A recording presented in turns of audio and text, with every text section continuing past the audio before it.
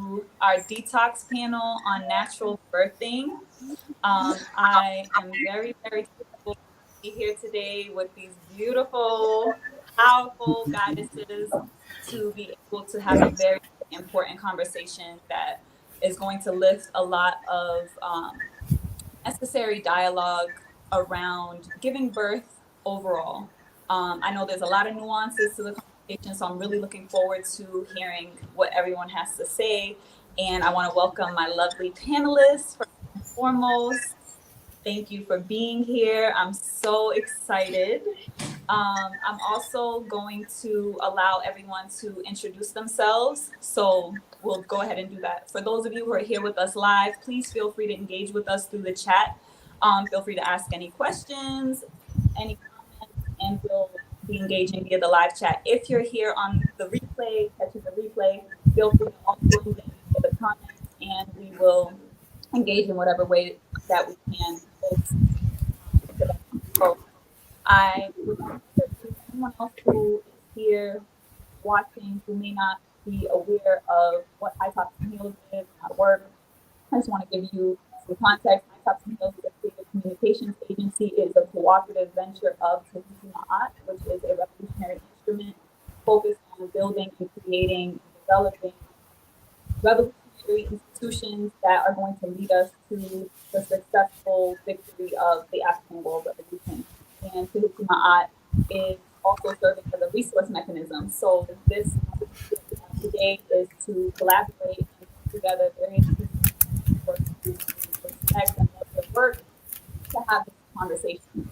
So if you are interested in any way in getting involved with Art,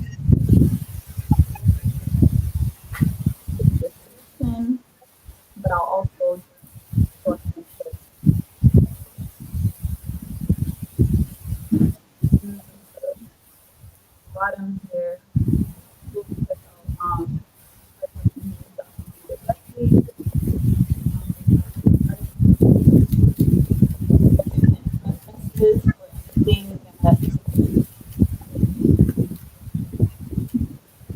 But if you have any questions, feel free to ask.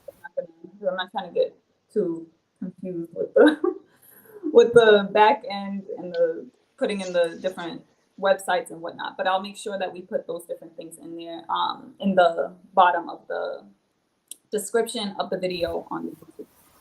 Okay, so yes, I also want to go ahead. I'm going to go ahead and allow the panelists to go ahead. Today's session is going to be dedicated. So go ahead and start with our sister Afia B. Hill. Can you please introduce yourself to the audience and your fellow panelists, please? Absolutely. Great risings. Happy Sunday, family. I go by Afia. My given name is B Hill. I'm an international artist educator. I'm a full-time housewife and mother. Oh, wow. I was born in New York with Ashanti bloodline origins. Spent my life just traveling, creating art, teaching art in the scope of African culture responsive African pedagogy. And now I'm here in Central America with my family, building all things in the scope of building, from homes, from establishments, and just grounding myself here in the tropics. And I give thanks.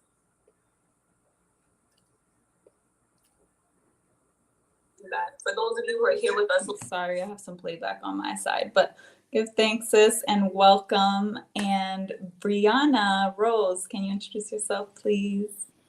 Hey, I'm Brianna Rose. I am a medicine mama, a breath worker, and just an overall nature lover.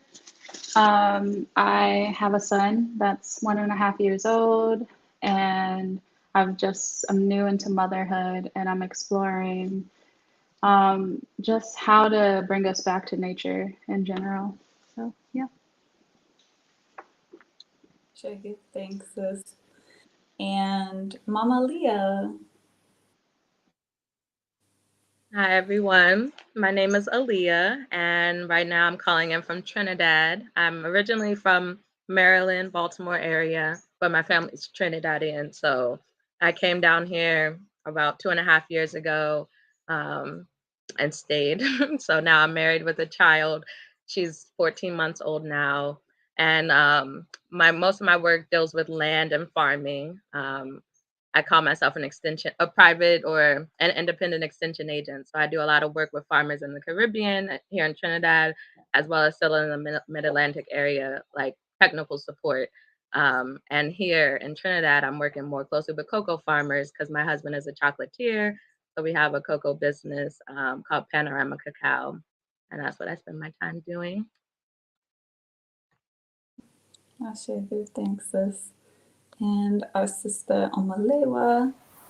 Greetings and happy Sunday, family. My name is Omalewa, also known as the entheogenic midwife, and I am from Michigan, currently residing in Jamaica.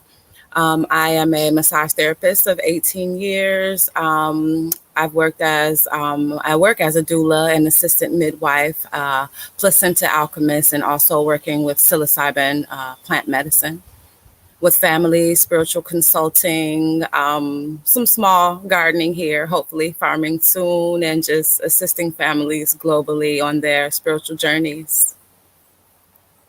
I share good things. Thank So you.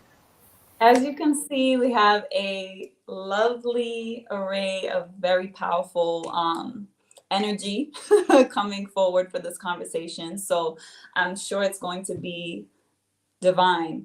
I wanted to confirm because someone in the chat said that the connection for the host was going in and out. Is my audio sounding fine now?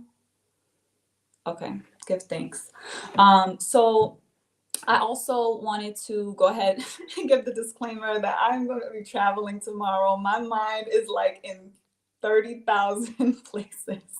So I'm gonna need my people, my sisters to just be patient with me, bear with me. I also want to open the cipher, and although I'm technically moderating, I do want us to know that this is just an open cipher and conversation. It's very important for us to allow the spirit to move through us to make sure that whatever needs to be expressed is expressed during this conversation.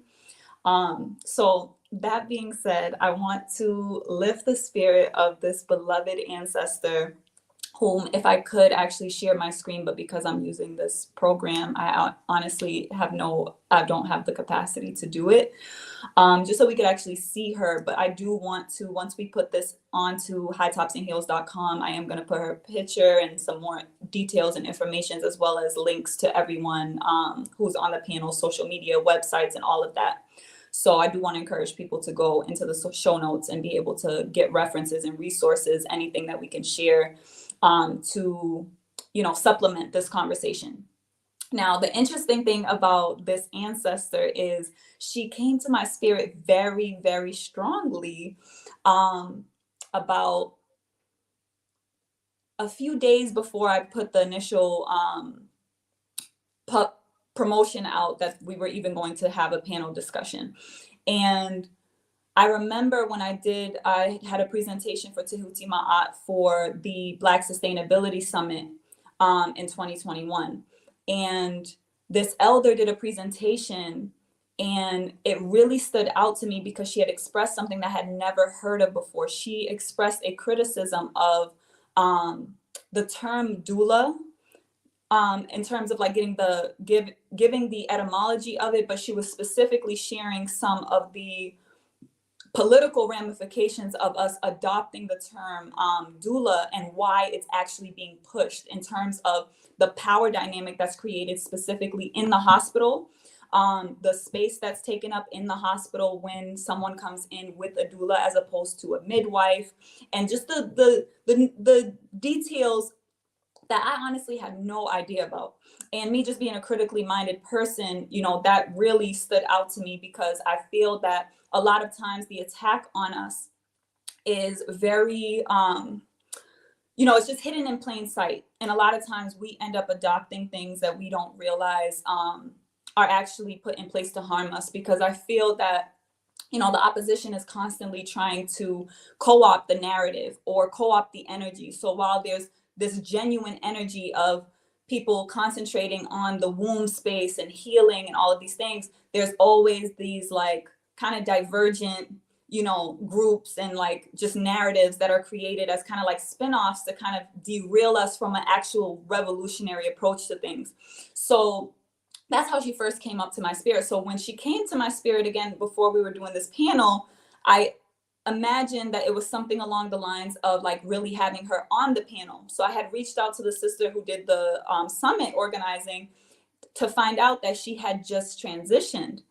And it made me realize even further that it was actually her spirit communicating with me directly. And I felt even more, just humbled and just reverent to what the message was that was coming through. And it was really an emphasis on how important it is that this conversation not only happened, but that this conversation continues, and that we remember that giving birth is one of the most revolutionary acts that we can do in a world where they are trying to stifle our ability to reproduce and to create life. It is very important for us to be life affirming. So I'm going to just read a little bit about our beloved elder ancestor, Dr. Nana Siti Opio. So this is from her transition ceremony, and I'm just going to read this just so people know like the gravity of, how powerful this ancestor is, and that we can invoke her name and pour libations to her for those of us who are doing these practices and the spiritual work, because her spirit is very, very powerful and has a lot to offer us, even more to offer us now that she has transitioned. So Dr. Nana Seti Ndeo Opio, our mighty, gentle, genius warrior Jenga, started transitioning on her higher, well-earned and deserved way on Monday, July 25th, 2022, their time. Though petite in stature, the depth and breadth of her genius and the strength of her endurance is remarkable. Her integrity and patience, especially with her family and community, are unparalleled. As a naturopathic doctor, a traditional grand midwife, Basu, and elder counselor, she has delivered and assisted hundreds of returning ancestors on their journey to the physical plane. She has also supported the metamorphosis of women into motherhood across the world, restoring their power and health through her application of indigenous wisdom. With over 50 years of traditional midwife and 45 years as a naturopath physician, she is and will always be treasured by the communities she touched and expanded, passing her immense wisdom forward to her students. So, Mama, we give thanks for all of your contributions, and we ask that your presence be with us and that your wisdom continue to permeate through our wombs, that we continue to co-create healing, liberation, restoration, elevation, and expansion until we are victorious and until we are indeed free. Ashe. Okay, so give thanks. I am going to first ask everyone the same question, and we're actually going to start the opposite way. We're going to start with you, Sister Omolewa. I really would love to hear why this conversation is so important to you in particular, in your personal journey. So for me, this conversation is important because we need to know more. We need more access to women of color that look like us, to hear their stories, to hear their experiences, to hear options that women have. I don't know if this is like particularly for pregnant women specifically, but just so that they can know that we exist, again, to empower them in the birthing space, to give them, again, more rituals and just different dynamics to the birthing space, to pregnancy, to postpartum care, because there's a bit of a lack of birthing culture. I know in the United States of America. So for me, I had some adverse birth experiences dealing with hospitals. So that's how I just came naturally, spiritually, organically into this space. So to provide education to families based off my own experiences. So just to be a light to those who need it or don't even realize that they need it. Ashe, give thanks. Yeah, and we definitely are in a situation where we do need people to see that light. So I give thanks for all of you being a beacon. And I also think that it's very important that not only because the panel pretty much isn't really targeted specifically to any particular group, but I also think that young women coming up, I think there's a lot of conversations happening right now around abortion.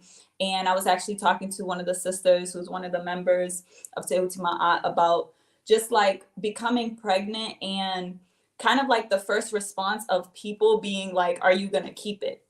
And I really feel like that's just a reflection of a death affirming culture that is imposed on us, that we are indoctrinated into, that we've been domesticated into successfully.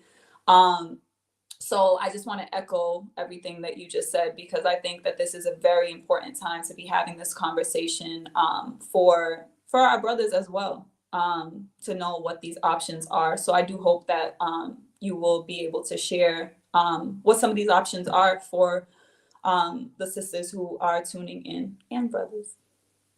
Give thanks. And Mama Leah, why is this conversation important for you? This is important because I was blessed, privileged, whatever you want to call it, to have people around me having these conversations while I was pregnant, before I was pregnant. So it was never really an option to not take control over my birthing situation and have sovereignty in that process, because those are the conversations I've been having. And I think being able to have these conversations with people who don't always have that around them is really important. It's just because people need to see things that look possible from people who look like them. And I live in a country where they'll literally tell you it's illegal to have your baby at home, your first baby at home. And that just, for me, if it don't make sense, it don't make sense. So I was blessed to have a community of people who were having their babies at home and being able to lean on them and talk to them. So I just want to be able to be a resource to other people too. Arshay, give thanks. Yeah, and that's really big. That's really big because you don't realize what you don't know. You know, once you get exposed to something, you can open up yourself to just broaden your whole scope, your horizons. So I am looking forward to hearing your personal journey when you do share that. Give thanks. And Brianna Rose, why is this conversation important to you? This conversation is important to me because I think having the option to really have an unmedicated birth or at home birth or water birth is just really important.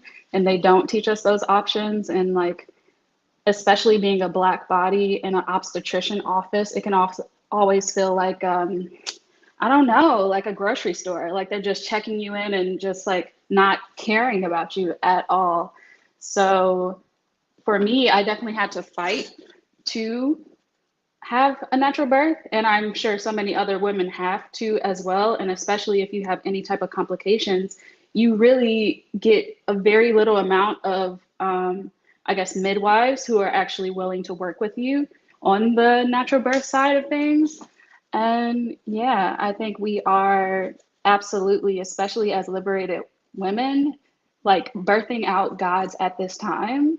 And like we've always done that. So it is very important for us to just like have this conversation so we could continue to have our healthy babies and our liberated families.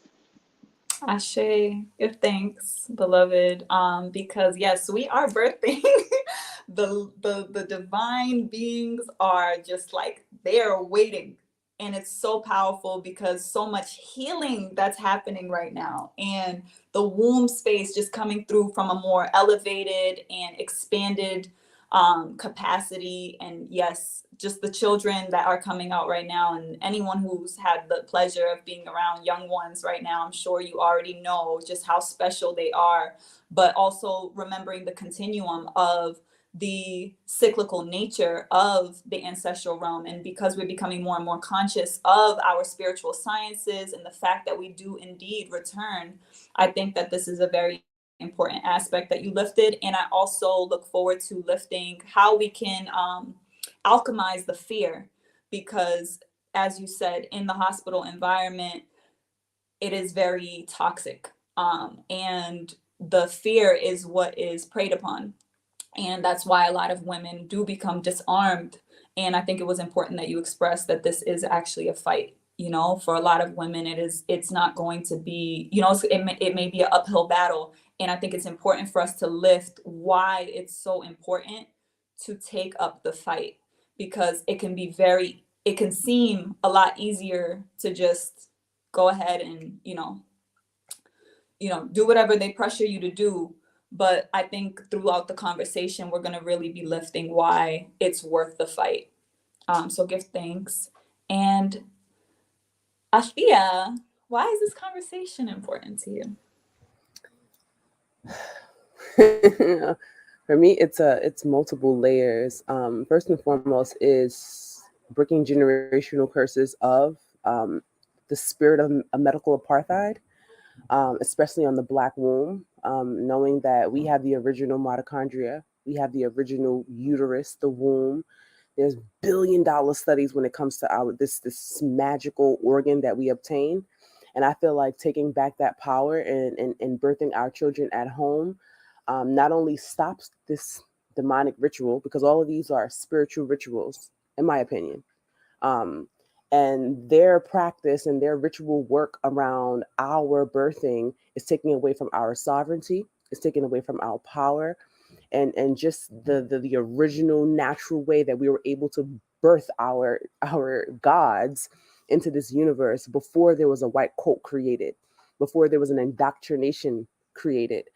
So I feel like it's just multiple layers. It's us taking back our sovereignty. It's us tapping into our genetic memory to know what we did when it was just elders around in villages to allow us to bring these gods into universes. And just to break the cycle of demonic practice of ritual, down to our placentas being stolen from us, down to us laying in positions that is not healthy for our anatomy. Um, yeah, we're just taking back our power. This is why it's so important to me. Ashe, give thanks. Yes, and that's really the you just touched on the core element, because when we take that elevated approach of dealing with the spiritual warfare, we have to know that dealing with the spiritual is dealing with the physical, and you're taking the higher ground. Because these are rituals, they are blood rituals. On top of that, they're using our DNA, they're using our genetic material, as you said, and we have to be able to take back our power. And that's really important for us to take into consideration, because a lot of times we're bamboozled into thinking they have the power, which we're giving them our power. They really have no power. They are parasites. And for us, it's very important for us to claim our power, reclaim our power, and make sure that we do it in the most fundamental way, which is out the womb, right? Just like coming right out the gate, right out the portal. So give thanks for that, sis.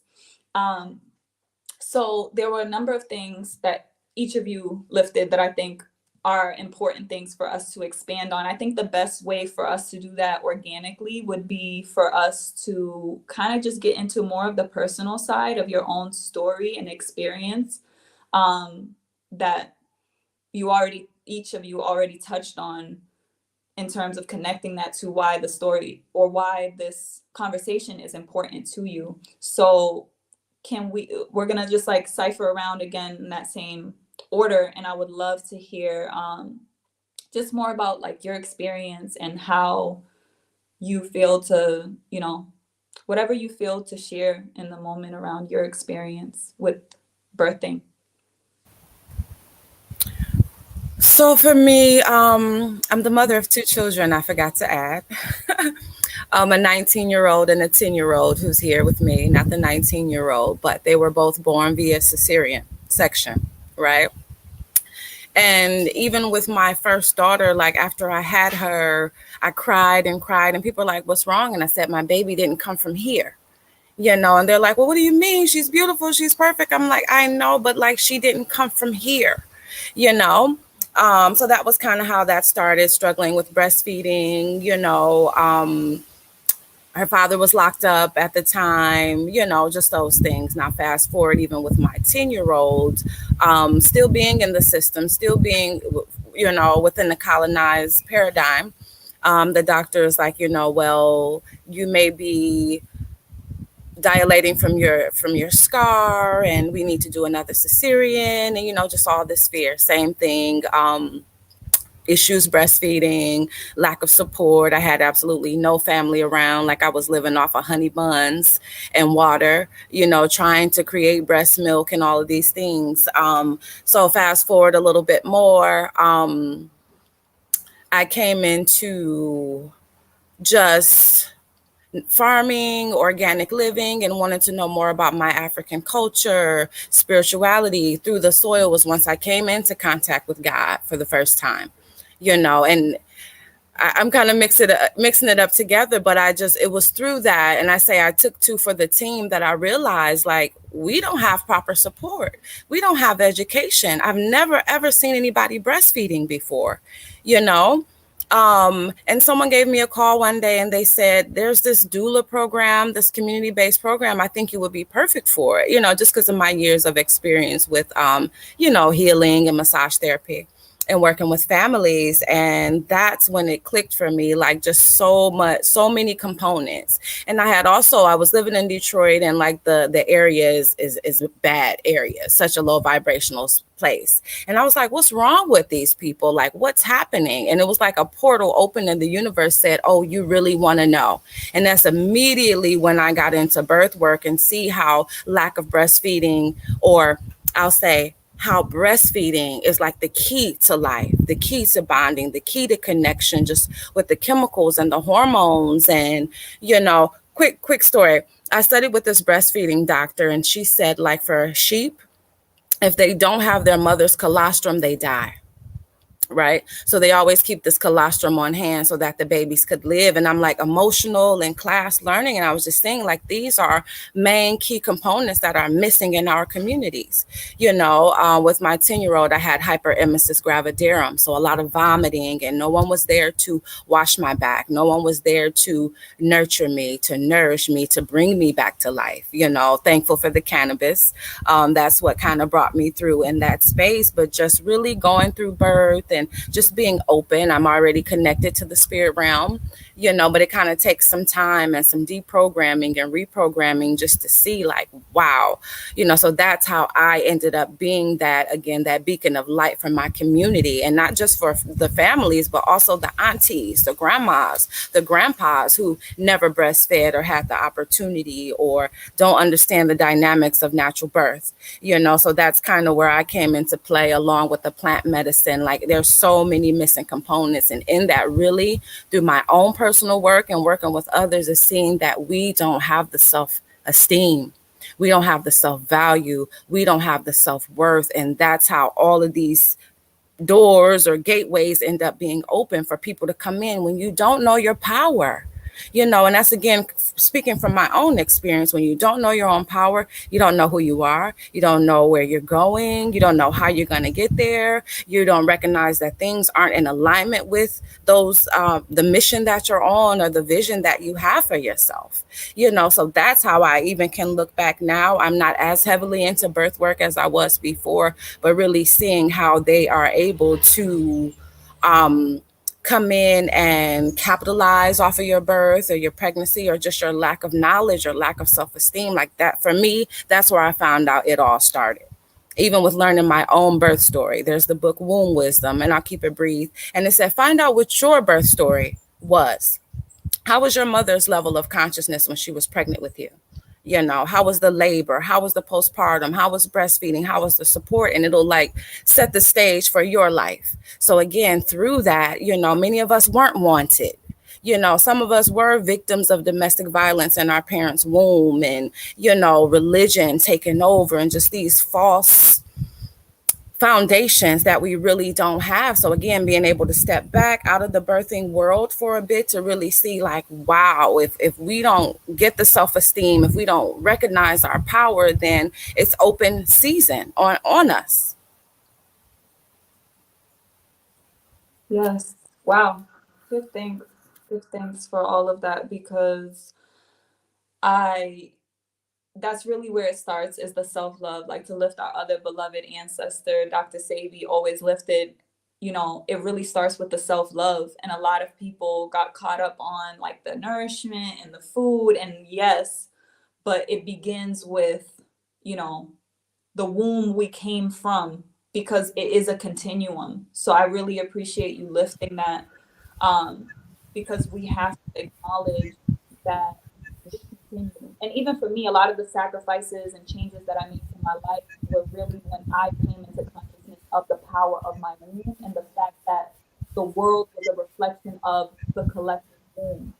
Right. So no matter, and then realizing further and further through my journey and my healing process that no matter how much I heal my individual wound, I am a portal and connection to the cosmic wound that we're all a part of. So it's like we feel everything. So it's that responsibility that I feel that we as women have for the collective consciousness, the collective healing process that we're in. So I really appreciate you sharing that, and even considering some of the things that you were saying. I just wanted to also say that a lot of women, I'm glad that you shared your story around your two C-sections, because a lot of women do feel shame or guilt. And I think it's very important to remember, like, it all continues, right? Going back to that original point, but like it all continues. And the shame and the guilt only further deplete us. And it's very important to take an empowered approach to any trauma, or any situation, anything that you've done, so that it doesn't have power over you. Oh, Um, I want to yeah. add too, but that just comes with getting to know yourself and connecting with the self, right? I wasn't deeply connected with myself enough to have a relationship to my womb in that way, to know what my baby needed, to speak to my baby, to know what it wanted, or that soul, or just the connection with the ether, so that or the ancestors. It's like, again, when you don't know, you don't have a connection with yourself, you're not going to have a connection with that birth. And not to say that you won't it, but it won't be as fine tuned as it could be. If you don't know yourself, how can you know your body during pregnancy, right? Really quick, like they told me with my first daughter, you don't have enough water. I didn't know that you could replenish your water reservoir with your amniotic fluid. You know what I'm saying? So it's just things like that where you don't even, again, just know yourself and know your body, or the processes of labor. If you've never had a baby, how do you know what's right or wrong? How do you know if what they're telling you is complete and utter BS? So again, it goes back to really knowing yourself before you decide to bear children. So that childbirth education space before you become pregnant is so vital, so that you can begin to develop that relationship with yourself, with your blood, with your DNA, with your womb. And a lot of people who are ending up with these adverse circumstances, like myself, is due to the lack of connection with the self, period. So then we get in relationships with people who may not even be the best for us, the men, the healthiest environment, a family that don't know shit. You know what I'm saying? So it's like, that's what sets the standard. It's not just like, okay, women are just having these bad birth outcomes just because, the colonizer at the hospital is screwing us over. No, it started out a long time ago. I say, yes, I say give thanks. And there's just so much there to expand on. We'll come back around, because I feel like also not giving birth, the abortion came up earlier, and just, I think there's a lot to be said around just, we're all in a journey, right? And just to give ourselves the grace to even go through it, and be wherever you are in the process. So give thanks for everything that you just shared, beloved.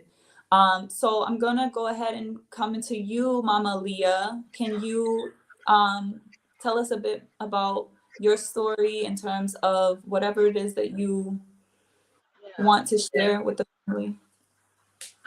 One of the things that I always, give so much thanks for is my partner, my husband. And it's like hard for me to even talk about our birth or my birth without like acknowledging the love and the divine spark that we cultivated amongst each other. Because like sister just mentioned, it's imperative almost, and a lot of us don't have it. So that's why I'm always forever grateful for that, and the support that I received throughout my pregnancy, before we got pregnant, postpartum, definitely contributed to the ease of my birth, the ease of my transition into motherhood. Um, so yeah, just wanted to acknowledge him and that. And as far as my journey went, from day one, like I was saying, I knew I was gonna have a home birth. I didn't know exactly how, especially I'm in a new country. I'm not connected to like the midwife doula friends that I have up in Maryland and Baltimore. Um, but that's where strong intention and prayer really come through, because I found a midwife who is actually from the States. She's from California, was in Trinidad, and had a private practice. I had called so many midwives. All of them said it's illegal to have your first birth at home. So for me, my saying is, if it don't make sense, it don't make sense. So like people really take that and go home. And I'm like, it don't make sense. And if I have to have this birth without a registered midwife, that would have been okay for me too. But again, I don't think my ancestors gave birth by themselves. Like I know there were strong women around them, so that's what I wanted and needed. But I just, it just wasn't there yet. So I was happy that my midwife came through. I will say she was very spiritual, very grounded, very integrated into my life. Um, and there's still going to be some give and take with your prenatal care, that you have to reflect on for a second time around, like how many tests you get, what your midwife requires for their licensure versus what you want for your body. And I will say she gave me so much autonomy in that. She did have like, I had to sign waivers. Like, if you don't want that, cool, but you gotta you gotta like protect me and sign this paper. And I was, I only did things that I was okay with, which I was grateful for. And as far as the generational stuff, that was really heavy for me because um my mother, she had me vaginally, no C-section, but she also, I had a cord wrapped around my neck, and I went to the NICU, and we were not together for a little bit. I ended up breastfeeding, but then she had to go to the hospital when I was like 3 months, and then then that journey stopped. So I was like, recalling these memories internally a lot during my pregnancy, having a lot of dreams where me and my future daughter, I didn't have a test to know her gender, but I always knew because in the dream space we was three women, me, her, and my mother doing work together.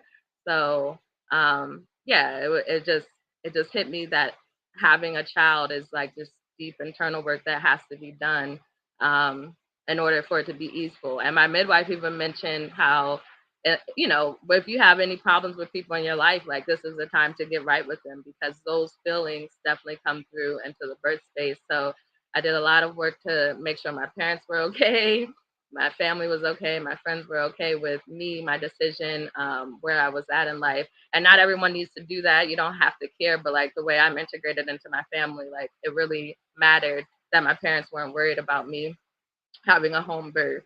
And one of the things I told them, which scared them, but they really took it on, was that I'm not scared of dying. Like I know that's what you're scared of, and I know you want me to go to a hospital because you think it's safer, but I don't think I'm safer there necessarily. And also, I'm taking full responsibility for my decisions, and I'd rather be at home under my own circumstances and decisions and have an adverse event than to go to a hospital with strangers and have adverse events that I'm not in control of over. And I have friends who are the exact opposite and are, have had 5 kids in the hospital and are okay with that and happy because they don't want that responsibility. And I think, everyone has that choice, and that was just my choice. So we had the birth at home. It was great, and on the flip side, every birth is a sacrifice. It's a journey. It's a trip.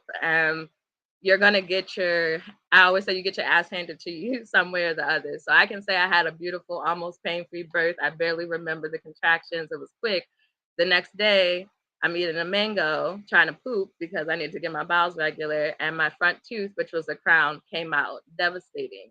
But all I could think about was like, this is part of the birth experience. Everyone wanted me to fix it right away. I spent the whole year looking like mama with a missing tooth because that was part of my journey into motherhood, and I wouldn't have it any other way. So yeah, that's most of my journey. Yes, good thing. And she's not playing. Like, shout outs to the new tooth though. I was gonna say I can pop it out right now. No, but I really appreciate you sharing that, and I think that so many women need to know that they just need to do what's best for them. I really love and appreciate the way you lifted that. Although this is your journey, your story, just acknowledging people making other decisions, I think is also really helpful, because you can only do what you have the capacity to do. So give thanks. And Brianna, can you share with us anything that you would care to share with the audience about your journey? Yeah, so my birth journey is, it was a surprise birth. I wasn't expecting or planning to have a baby at all. It came during the time when the pandemic was just starting. So I was off using my little herbal birth control methods. And then when the pandemic came, my focus was everywhere else. And so I wasn't even calculating the time. And then I was like 2 weeks late. And I've had an abortion before. So I just knew this time around, I was like at the age where I just didn't want to have an abortion. And like when I checked in about like my decision on who the father was, it just felt safe to do this because I felt like he would be a strong enough father in my child's life. So moving forward, it was so much like baggage and unwiring and deprogramming for me to even accept this. I had to tell myself over and over, like, okay, you're 28, like you can have a baby now, like you're not 16, because of all the things like my parents would say, like if you have a baby, you get kicked out. And that's like during childhood. And I still childhood, teenhood, in my 20s, when I actually wanted a baby, still had to sit with like, it's okay, like you're making the best decision for yourself, you're checking in with yourself, you're checking in with your ancestors, like it's okay. But it was a lot of deprogramming around keeping the baby, and just in general how mothers are looked at in society, especially like single mothers, and just being a Black mother in general. It's just so much negative stereotypes about that. My birth, my pregnancy was pretty, like I was healthy, and I'm very thankful for that. But pretty much I decided to go with a midwife at the Brooklyn Birthing Center. But midwives can only do so much. So it's like they kind of outsource you to different hospitals or whatever. So that process was interesting because it felt like I was constantly trying to prove that I was healthy, because they're like, oh, you're Black, so you're high risk. Like literally, that's what they say. They tell you that all the time. And so I was just constantly trying to prove that I was healthy enough to have a birth without medication. Um, yeah, so when I would go to hospitals, like doctors and nurses would laugh at me when I'm like, oh no, I'm having my birth in a birth center. They're just like, what? Are you serious? That's so dangerous. Like, why would you do that? And I was just like, because it's safer than having like a bunch of wild people that I don't even know that are just here because they're working. I didn't have a doula. I really wanted a doula, but I was so busy trying to figure out where I would live that I didn't have a doula. But I did have a very supportive partner at the time, my birth. Um, which this is another message that I just got from my ancestors, how important it is for you to actually have your baby when your baby wants to come. Because if we know, like astrologically, dates are so fucking important, and they're just like telling you the date you need to have your C-section or the date you need to have your baby by. My baby was born near the Great Conjunction in 2020. And so he would have been born on that date, and I know that. But since I was late and I was like a week and a half late, they were like, if you don't have your baby today, then you're going to have to go to the hospital. So then I decided to induce my birth with castor oil, um, which was interesting. It was just like a bunch of contractions early on. And then I arrived at the birthing center, and then I was only like 1 centimeter dilated. And I was like, holy shit, are they going to send me back home? But thankfully, like, you know, the universe and my ancestors just made space for me. And luckily, there was like nobody in the birthing center when it was a whole fucking pandemic going on. So we had the birthing center to ourselves. The midwives had the time and the space, so they just made space for me to just do whatever positions I needed to do to allow my son to come. And then after like 12 hours of laboring, and I was like really giving up, and I was like ready to go to the hospital because I didn't think I could do it. He finally came out, and yeah, I was very serious about not going to the hospital because I think that year of 2020, like 4 women, at least what they told us, 4 different women in New York had died in the hospital giving birth. So I was just like, I'm not going to the hospital. And they were like, you're bleeding a lot and it's not stopping. And I'm like, okay, well, I'm not going to the hospital still. So what happened was, now that I'm reading about it after the fact, I had postpartum hemorrhaging. So my heart rate was like elevated for a week and I didn't sleep, um, which I should have gone to the hospital for that. But the way things worked out, I wasn't sleeping. I was watching my baby sleep. So I had like postpartum anxiety where I was just like watching my baby all the time and I didn't feel comfortable unless he was with me. In watching him, I noticed his breathing was irregular during the night. And I was calling the little doctors. I don't have like a holistic pediatric person, which I want to will into my life. But I was calling the doctors like his breathing is irregular. And they're like, no, that's normal. And I'm like, I don't think so. And then of course, like 8 days in, he stopped eating. And so that's clearly not normal. And so I went to the doctor's office and talked to a different doctor because the first doctor completely told me it was normal and sent me back home. And then thankfully that doctor was like, go to the hospital because that's not normal. We went to the ER. That was traumatic as shit. Just a bunch of, it was during COVID times too. So it's just like patients all up in the hallway with COVID.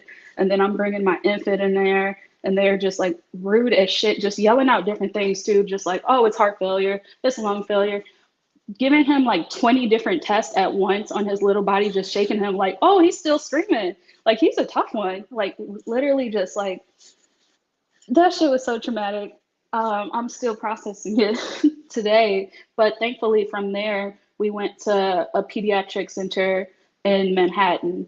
And that's where we got the care. We got there and they're like, his heart, like his valve didn't close properly on his heart. And so, like, obviously, I'm just signing papers, whatever, because I'm just like, please just make sure my baby's okay. Meanwhile, I just had a baby 8 days ago, so I'm not getting the proper care. I'm sitting up at the hospital, walking around at the hospital, like, not giving myself the space to rest. Like, doing it again, if I could, I would give myself the 40 days to just lay down the whole time. So I dealt with that. He was in the hospital for 2 weeks. He had open heart surgery, and now he's amazing. He's a little fast, little Sagittarius, fiery child. Like, has all the energy in the world, so healthy. When we got out the hospital, though, that was really hard for me because obviously I'm already kind of going through postpartum depression, but then after such a traumatic situation, and I didn't really have anybody to talk to, I was trying to go to therapists, but you kind of got to pick a good one. Thankfully, I found like a support group, which was great. Through the Motherhood Center, I would suggest that to anybody. It's a white woman who runs the space, but she's very inclusive with her language, and just hearing other people's stories really helped with like my postpartum journey. And then also with like microdosing psilocybin mushrooms, that helped too. It's been so good for me. Like, it's such a gentle medicine, and like she just, and yeah, it's just great. I would suggest that too. And yeah, it's just so important for us to have our baby on our own terms. Like, so I would ask myself, like, should I have had him in the hospital because that happened? And I'm like, fuck no. At least I got to spend time with my baby, straight up. Like, at least I got to know my child right after I gave birth to him versus being in a hospital. They would just took him away for 2 weeks. I wouldn't have even known, like, because there were so many questions they had for me, like, oh, was he already latching before this? How was he eating before this? I wouldn't have known anything about my child if I hadn't spent those little 8 days I had with him to even know that something was wrong. So I'm really thankful for all of my decisions. I'm really thankful for like trusting my body. I think that's a big key thing because white doctors are going to always tell you not to trust your body. And it's like you could just trust your body. Like nobody takes into consideration trusting your body, trusting your own intuition, just like knowing yourself, holistic practices in general. Like while y'all trying to give me any kind of medication, I can help myself with my own little herbs that I need to help myself with. And nobody cares about that. Like, I just feel like I deserve an award for being a good mom throughout a pandemic without having to go through so many different medications. But yeah, that's my journey. Ashe, give thanks. First of all, thank you. Thank you for taking us on the journey. I'm sure there's so much in between, in the gaps. But first and foremost, trust yourself, trust your intuition, to echo what Sister Omolewa was saying about the self love and the journey with self, and how it continues. You really illustrated that. And I think just wanting to echo what you said about the grace of the divine and the ancestors, despite what choices we make and we think we're making a wrong choice, or we may, explore the realms of regret. And at the end of the day, just always knowing we are divine and every choice that we make is necessary because of whatever it is that we spiritually need to experience, learn, and grow. And I think that your story also is very powerful because it really shows, the realms you kind of have to move through within, you know, the modern context of what is happening in the world right now. So I just appreciate that. Give thanks. And Sister Afia, can you share with us about your journey with natural birthing? Yes, definitely. So, I'm just still unraveling. That's one thing, a few things that Sister Brianna and I have in common. That is my given name, number one. Um, the second thing, okay. So my experience with natural birthing, we had a midwife. So I spent most of my prenatal looking for a midwife, looking for doulas, actually just calculating different prices for these things and what insurance covers, what insurance doesn't cover. Because at the time we were still living in the States, we were living in California, and midwives were expensive, doulas were expensive. But we actually, Spirit led us to a sister named Angela J. Brown. Doula Loves Creation. She was our prenatal fairy godmother. And I found her through the National Black Doula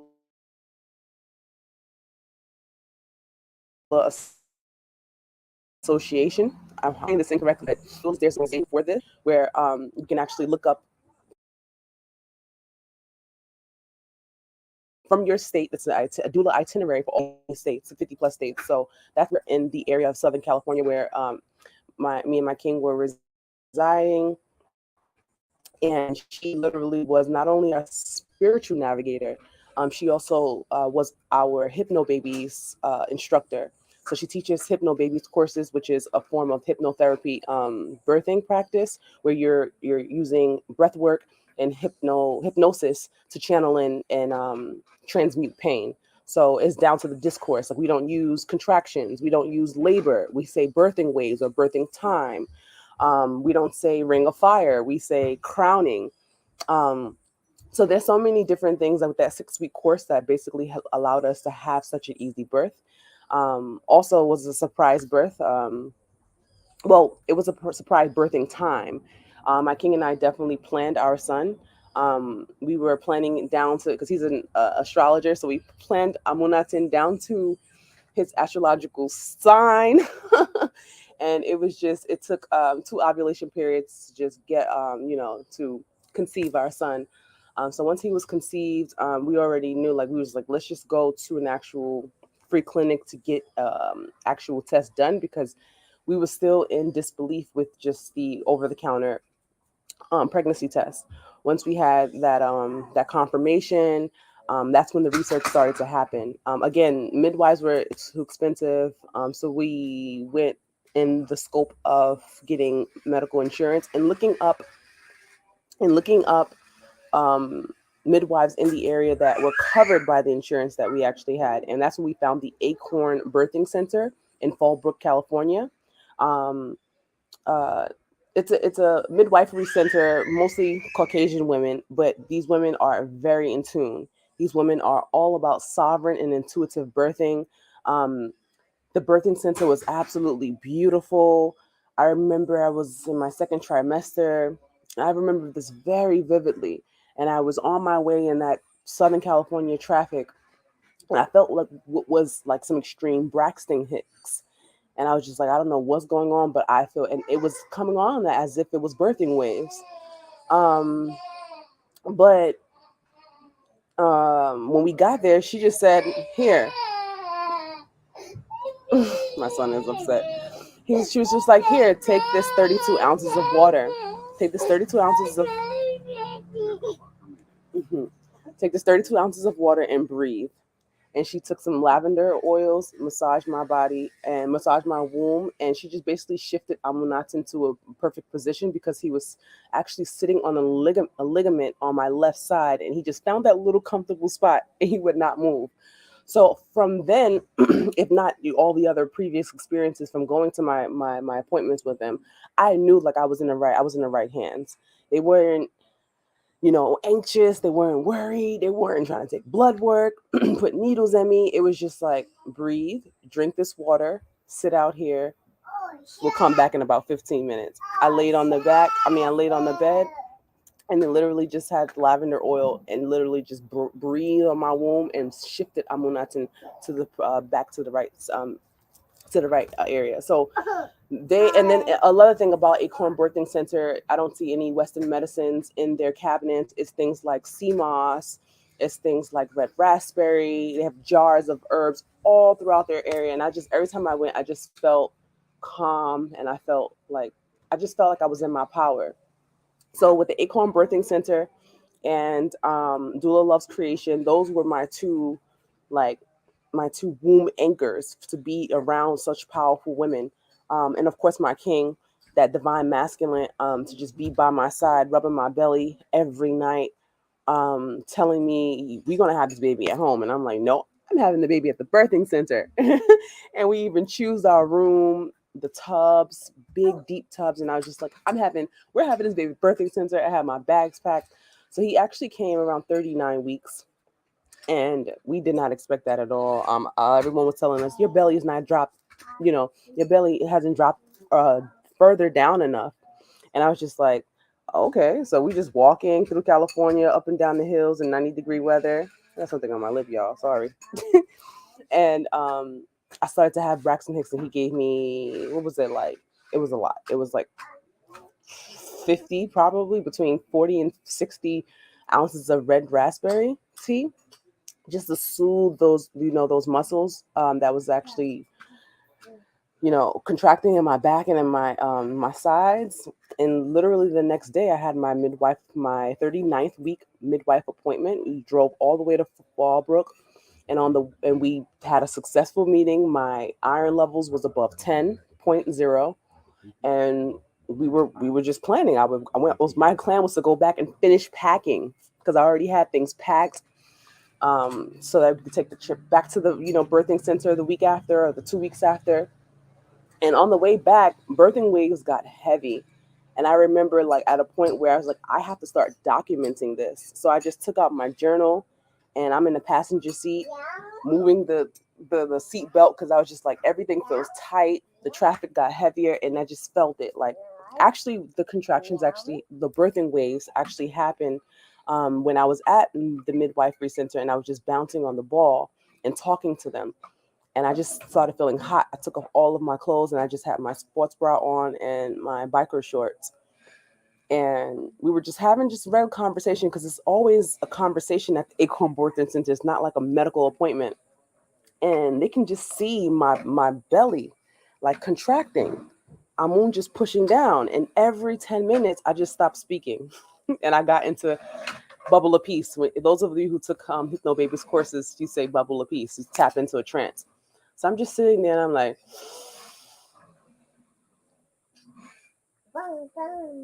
and they can just see the muscles in my womb just pushing down. And it was like, are you okay? And I'm like, yeah. So what were we talking about?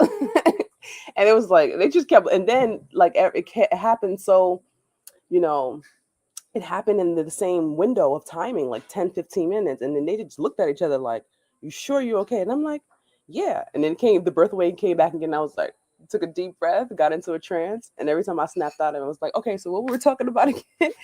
So that was actually happening from early part of the day to us getting back in the car, heading home in that traffic. And then those birth weights came closer and closer together. By the time we got home, I'm walking upstairs to the bedroom and I was just like, my mother-in-law was like, I can't speak right now. I don't know what's going on. They say I got 2 more weeks, a week left, but something is happening. I still got 17 different things that got to be put into my birthing bag. I don't know what's going on here. So by the time I got to the bedroom, I was just like, yeah, run that bath water in the bathtub.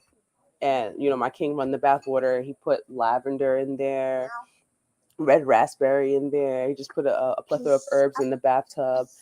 And I just went into a trance. I can say about an hour or two before Amunatin decided to reveal himself to this world. That's when I started to make more louder noises. My goal is definitely to have more of a silent birth next time around. But at the point, I was just like screaming. Nothing was comfortable. The carpet on the floor, the ball, all of the practices of Hypno Babies birthing, the massages that Zahir, my partner, learned, nothing was working. I was just like, don't touch me, just please. And then my mucus plug came out, and Zahir, my partner, removed the mucus plug from out of me. And then I laid down. I'm just exhausted. I just want to rest. Later in our bed, my mother-in-law they were just having a whole conversation, and I was just like, what is going on here? At that time, the tub wasn't comfortable anymore. I got out of the tub to get back in the bed. I was just going from the bathroom to the floor to the bed, bathroom floor to the bed. And every time a birthday wing stopped, I'm still trying to pack clothes. And they're like, no, sit down. And I'm like, if we got to go, I want to be prepared. My candles, my sage, you know, um, all of the things I just wanted to be prepared for. And then in that very moment, I was just like, I have to use the restroom. I thought I had to move my bowels. And one of the Hypno Babies practices is to sit on the toilet facing the back of the toilet. And I sat there and I felt like I had to move my bowels, but it wasn't. The heaviness, the matter, the solid was coming from my yoni, not from my rectum. And I put my hands on it. I said, that's his head.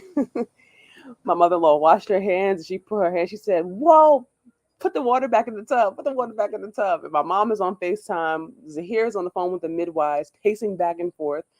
My mother-in-law is just like trying to clean up the tub from the herbs and put the water. It was just, I wouldn't say it was chaos. It was a divine flow. It was a divine flow because everybody around me was a bit anxious. I was staying in my mind. I was staying in what I feel. I was staying in the connection with my son. Um, and I knew, like, just feeling my pelvic bones just separate minute by minute. I just knew, like, I have to really channel in, because at one point I was like, I have to go to the hospital. And this was same thing as Sister Brianna. It was during a pandemic. And um, I was in so much pain and so much pressure. I was like, I think I might have to go to the hospital and just, like, and risk all this work. And then my king was that reaffirmed to just say, no, absolutely not. You got this. Remember what we've learned. Tap back in. We're not going to the hospital. And I was like, okay, okay, okay. And then once he started to crown, and my mother-in-law got that tub back folded up. We got back. Literally 2-3 minutes later, he's just slipped right out. He slipped right out, and I held him face forward. Um, my mother-in-law, the umbilical cord started to wrap around his neck a little bit, so she kind of like slowly moved the umbilical cord, and got the towels, and I just laid back. It was a huge release, huge release. 15 minutes later, my placenta came out. And about 30, 45 minutes later, my midwives arrived. And they just checked me, which is the only, that's another thing about the midwives at the ACOM Birthing Center. Um, they believe that checking for dilations and all these medical things were very invasive. So out of my whole prenatal journey with the ACOM Birthing Center, that is the first time that they've ever looked at my yoni. The first time, just to see if there were any tears or any excessive bleeding. And they didn't go necessarily inside. She just basically opened, like I was bent over from back. She just opened with the flashlight, just looked, make sure there was not any tears, so that so that they know they didn't have to give me any stitches. And it was like, oh, you look so good, great. All right, here's these paddings. Make sure I have my witch hazel frozen pads in the freezer from a week prior, so they were nice and cold. And I just sat there and I ate my king fed me 2 mangoes, a bowl of blueberries, and yeah, we immediately just put the herbs onto the placenta, wrap it in the placenta bag that we ordered. I forget where we ordered it from. It's a sister that has the afterbirth care online service. And I just sat there and just held my son and latched him. He was latching. I didn't have any, golden milk coming out yet, but he was just latching and just looking around. Like, basically, it looked like he was connecting his environment, his physical environment, with what he was hearing in my womb. And that was my personal experience. Give thanks. Give thanks for the animation. I feel like, yeah, I'm very thankful. I first of all, you shared a lot of resources. I will make sure, like even the placenta care bags, because I remember you kept your placenta in. I also want to acknowledge that unpacking is my NaTuRal, my godson. So I definitely was feeling a lot throughout everyone sharing. So first of all, I just want to recognize, I know I've already said it, but like, y'all are very powerful wombs. And this moment for me personally, first of all, I know the healing transcendent, but for me personally, the experience, like I felt so emotional throughout this entire exchange as everyone was speaking personally, because for me, like my story would be more of my abortion stories. Because in this life, I haven't birthed a child out of my womb yet, but I have been pregnant 4 times. And I've been going through a very, very immersive healing process, like really feeling through all of the pain of all of the situations and everything. But it's just like hearing everyone speak has been very healing for me. Because I've said from the moment I consciously knew I needed to go through this like conscious womb healing process because of specifically the abortions, right? Because child sexual trauma, other things I've experienced that I've gone through healing processes for. But with abortion in particular, I was like, I just don't feel complete until I birth a child out my womb. So yeah, it's just doing so much for me. It honestly, like I'm still processing it all, but I just wanted to lift that and acknowledge that, and just give thanks to each of you for sharing your story and your experience, and for just doing the work that you're doing, just for being, I mean, just giving birth is enough. But it's just like to know that each of you is, sharing your story and your experience is very powerful. So I also wanted to tap into a particular question. I'm actually going to open this up because this is something that came in through the chat. Because I know that just speaking about age, there's a lot around birthing and age. And I'm wondering if anyone in particular, whoever, multiple people can weigh in on this question. Is natural birthing for women after 35 secure? And thank you for the question, Nye. Since being a child, I wanted to be a mother, but I can't afford being a mother right now, is just I'm running out of time. I mean, I'm 27. So just the age, like I feel that, and it's a constant thing, you know. Like I have one of my cousins who just she was just visiting here, and she doesn't have any children, and you know she's in her late 30s, and it's like a whole thing, and we all know what it is. So I'm just hoping one of you or any of you want to weigh in on that. Yes, Omo Lewa, I'm gonna go ahead and give you the mic. Yes, I would say 35 is still young, especially I don't know your ethnicity, but it definitely begins again with knowing yourself, also addressing the ego, kind of doing some work with the ego as to why you want to have a child, also what route you want to take, because when you do go the modern route through the hospitals, they are going to wear your ass out. So you have to be prepared for the amount of stress and projecting that happens in those spaces. They may label you high risk and all those things. So you do have to be mentally, emotionally, and spiritually prepared to enter that space. So again, knowing what your options are and using your voice and using your power and having a partner that supports you, having a strong support team that believes in you, believes in your body, again, knowing your body, knowing the processes of birth, and really believing in yourself and making those conscious decisions for yourself. For the 27-year-old, again, you have plenty of time, but again, use that time to connect with the spirit of that child. Also, just again, connecting with your womb, doing any womb work, any issues with self-worth, self-confidence, self-esteem, using your voice and standing in your power. Again, that's going to be the most important. We don't worry about age so much unless you may have some things within your bloodline or your family, or maybe your intuition is telling you maybe you're too old. I don't know. But again, that self-work is going to be the most important over what anybody else speaks over your life and over your pregnancy. That's it. Give I go. thanks.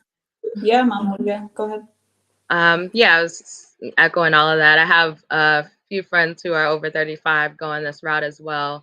And as you mentioned, you have to do the work on your body as well. Like, having a natural home birth can be romanticized, or having a natural vaginal birth at a hospital or birth center, whatever your choice is, can be romanticized. But there's real work to be done, because although a lot of the high risk categories are, if you do the research, which I encourage people to really, I think about risk versus probability.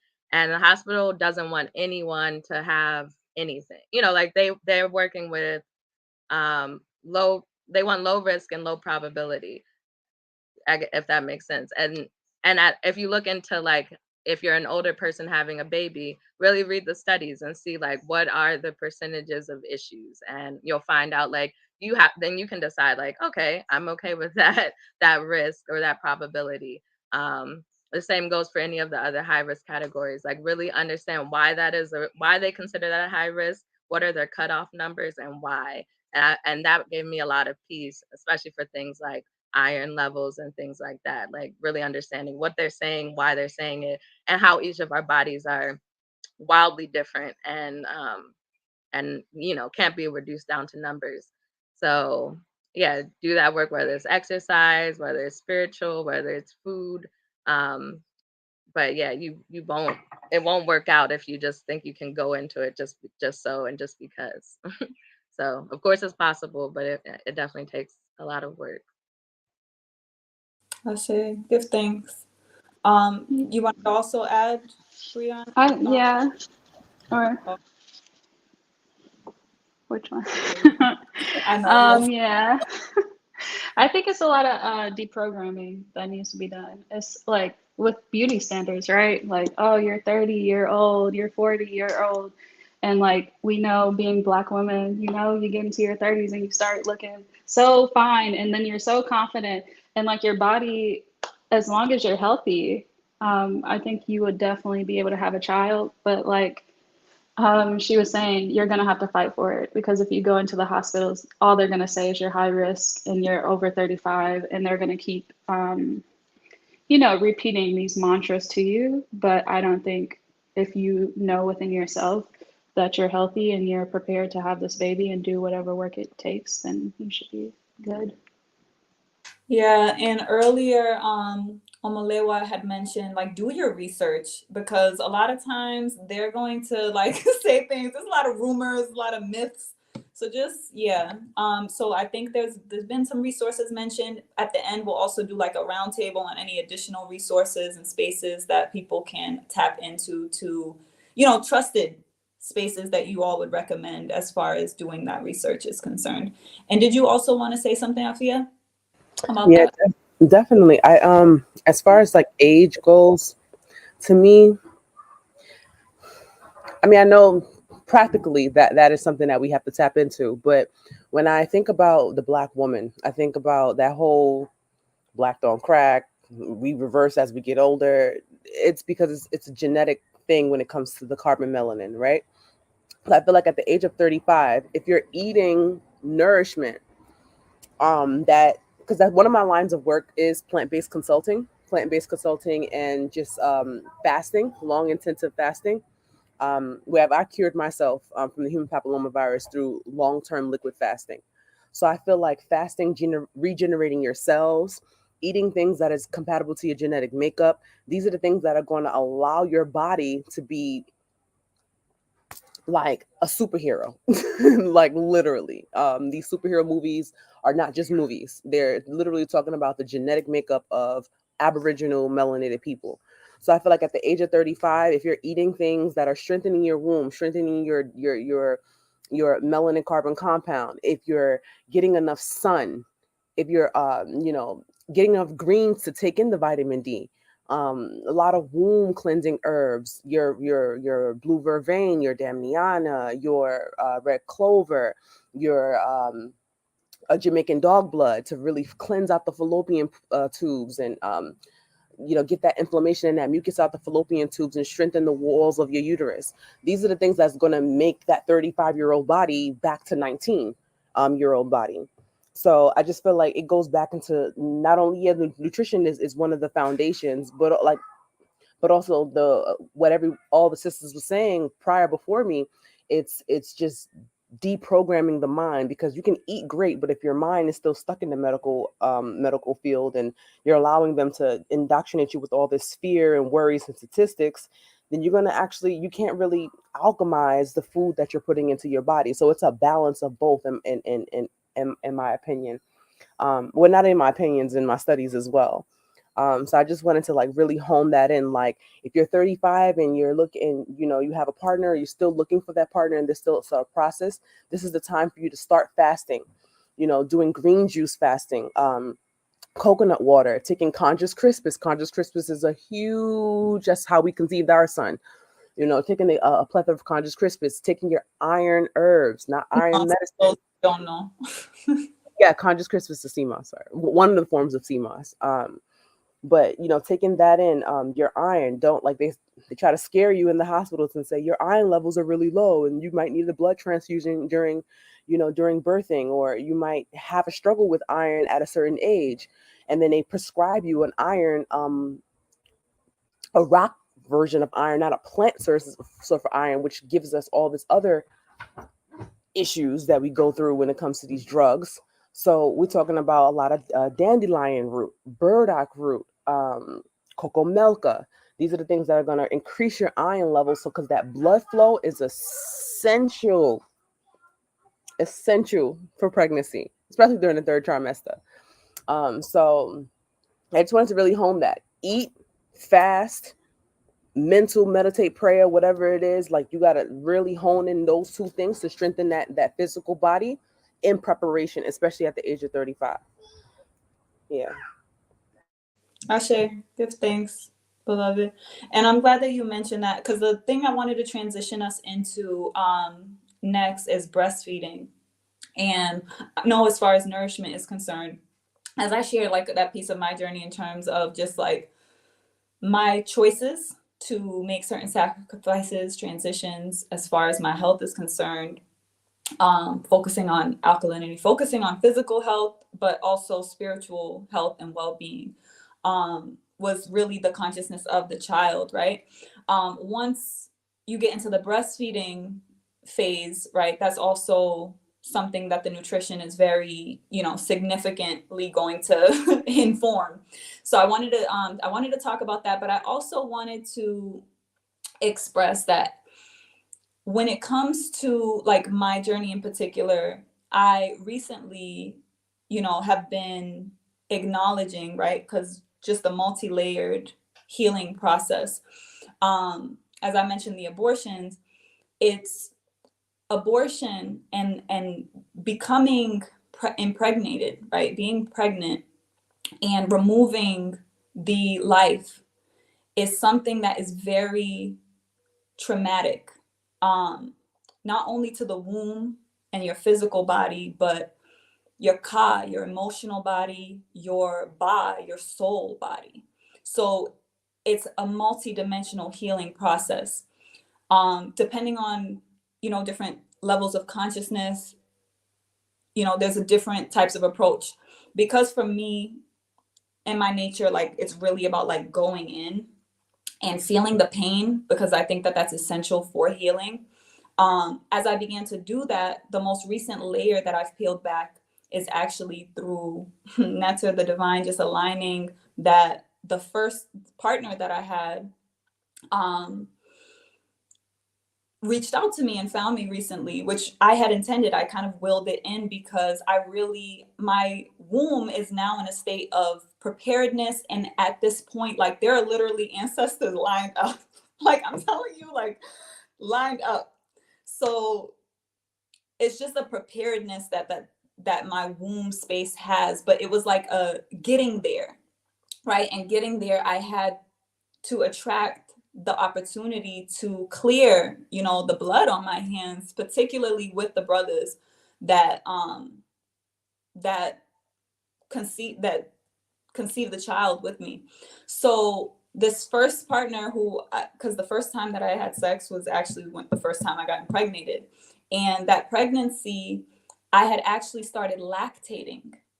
And I'm expressing that as we transition into the breastfeeding because recently, through like opening up that conversation again and, with the God that I'm connecting with now, just I realized that my relationship to my own body was really being defined by the experience of actually beginning to lactate and my body transitioning and preparing for pregnancy and then removing the baby. And the scar that left on me was really imprinted through my own connection with my breasts. And I really just want to open the floor for whoever or all of you to share just and it could be on whatever dimension that you want to share, the importance of breastfeeding.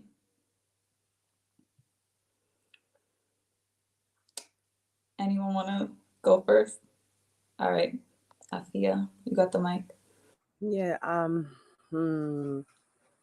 feel like breastfeeding for me has been an easy journey. My son is almost 2, and I still breastfeed on demand. As you can hear him in the background trying to get to me. I feel like there was a lot of information. For me, from what I remember being pregnant, it was a lot of chaos of information about breastfeeding, um, lactation specialists, and all of this. And I was just like, why? I mean, I respect and I honor that some women do have some sort of like have issues or have challenges when it comes to producing enough milk or producing any milk at all. I get that. But I feel that breastfeeding is such a natural thing that if there is some sort of dissonance in us producing milk or producing enough milk, always goes back into our nutritional health, or whatever that may be. It can be metaphysical, it can be nutrition. I'm not, I can't pinpoint people's specific situations and why they're experiencing this, but I just felt like for me it was just so natural to produce the milk, and I give thanks and I'm grateful. And I think it has something to do with the 6+ years of plant-based eating, the 2 liquid 40-day fasts that I've had to actually just cleanse junk out of my entire system. from bloodstreams to uterus to milk ducts. Because I also, just like Nefrika, I was impregnated back in 2017, 2018. And after that pregnancy termination, I experienced the same thing of having milk just leak. And that was one of the, like, part of the PTSD of experiencing a pregnancy termination, to actually know that a spirit has left your womb, and you sit there and you're mourning, and your body is doing things to mimic what was actually going on. So I just feel like, just knowing that there's a natural functioning that is supposed to happen, and if it's not naturally happening, that's where the cleansing has to take place. Whether that be mental, whether that be spiritual, whether that be with foods that you're eating, cutting out, starches, cutting out refined sugars, processed foods. All of those things are really allowing our body to become dissonant and imbalanced, to where we can't do things like we're naturally supposed to be doing. You know what I mean? So I feel like for me, it's been very easy, for me to lactate. I feel like it was very uncomfortable, a couple of days after my son was born, and I was just super engorged. I had really swollen, milk ducts. My breath, it was just so painful. And every time he would eat, it actually allows the uterus to go back into the place in which, it's actually shrinking and getting back into that place. So it's like literally having minor contractions all over again, because that's just how the body just naturally knows what it needs to do. Certain things that we do makes certain other things that a part of the body do what it needs to do. So for me, it's just been a great experience, like to see the different colors of my milk, knowing that the more yellow it was, the more nutrient dense it was. Um, Everything as cute as seeing my son being milk drunk, and just being so, and it's just such a connection that I don't, and I've always gotten worried because like my mom and his mom, they're not in the space where we are in this consciousness. So it's like the pressure of like, you got to feed him this, you got to feed him that, and it's like, no, like, and I'm reaching out to other women. I'm like, yeah, my son or my daughter only had breast milk for the first 2.5 years of their lives. Um, and I'm just like, so whoa, why am I letting our mothers get in our head? And my mother didn't even have me vaginally. My mother had me in Harlem Hospital. You know what I mean? My mother had me on formula. So it's a different type of consciousness that I'm letting them get into my mind, when my body's already doing what it naturally needs to do. So I needed to stick into that and trust into that. Um, yeah, and I just feel like, yeah, I think breastfeeding is very, very, very, very, this is a beautiful, beautiful thing, from the interconnectivity with your child, emotional, psychological, physical. It's just, it's a necessity, and I don't plan on stopping to breastfeed anytime soon. I might slow down a little bit, maybe organize it, because he's just pulling at me at every second of the day. But I don't feel like, to me, for taking my breast milk away from Amun is like, it's a form of neglect. It's like, this is nutrient dense stuff. You can eat all the quinoa and avocado you want, my young son, but what my breast milk is going to give is not in that imported quinoa box. So yeah. Ashe, give thanks. I appreciate that. I'm glad you mentioned the formula and being raised on formula, because even right now with the formula shortage and like, as much as like I personally, based on my research, feel is orchestrated situation, like intentionally to be such, but just the sovereignty of being able to feed your own child, especially in the current climate, is very important. Who would like to go next? Okay, Mama Leah. Yeah, I love hearing all the like breastfeeding journeys, and it's something we talk about the birth, like the birth stories we're very happy to talk about, but I think like every mom's breastfeeding journey is so different, and we don't necessarily share it as much. And for me, yeah, I had to do a lot of research. I'm a researcher, and I was one of the things that really fascinated with me was, um, how the other generation might have thought like breastfeeding for too long. If they're, eating solids, what are you still doing breastfeeding? And then the way I think is always like, where's the wisdom? Like I don't always throw away what people are saying, even if like it doesn't resonate. So then I look like, the prevailing thing is like our ancestors, tribes, village people in different environments breastfeed for a long time. And that's true. But again, it depends on cultures all the time. So if you're popping out babies like one per year and you need them to, run the farm, for example, those people weren't breastfeeding for 2 years per se. They because you need your cycle to come back in order to keep having children. So there's just all these like inputs and outputs that go into each person's journey. And right now, I'm in my daughter's 14 months, and we're in the process of weaning. And I feel everything you're saying, Afia, because it's like you're taking like it is nutritious, like it's very nutritious, but like you also see them developing in a different way, and each kid develops a little differently. But like with her, it's 3 meals a day plus snacks, and she's just like latching on for comfort. And she's not on demand anymore, but she's basically feeding all night because that's the time she wants it. Um, but it's just a journey to see like how I'm feeling, how she's feeling, checking in. Having my partner around is key because like the lactation journey, of course, is a lot of nutrition, but I think a lot of women suffer from extreme stress, a lot of other stuff that makes their lactation go down. And I always, cortisol, we know what that does. So we know what the stress cortisol does to ourselves, to our whole system. So like we kept saying, like, you can have all the food in the world and all the, the nutrition, the herbs, but if you're living in a toxic environment, it's going to be hard for you.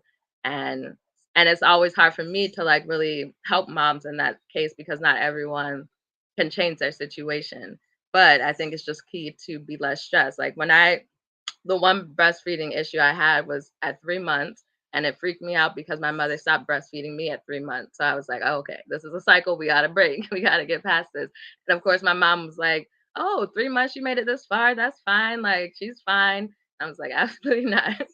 And I had mastitis. So I had large engorged breasts for like a whole month. This isn't supposed to last that long. I was trying everything to not have a fever, but I had a couple of them. And people telling you to massage, push, twist, turn. And the one thing that really helped was massage, releasing the tension in my chest, breath work. um yeah, and then that's just when it hit me that lactate what did I say, the lactation and relaxation, like the best way to lactate is to relax. And we know that because when we're in a dark room with our baby, like things are flowing, but not everybody has that environment. So yeah, that's been my breastfeeding journey, and it's just beautiful to see how it's going, how it's been going, how she's fighting me, but also how she's like mad independent now and eating so much food.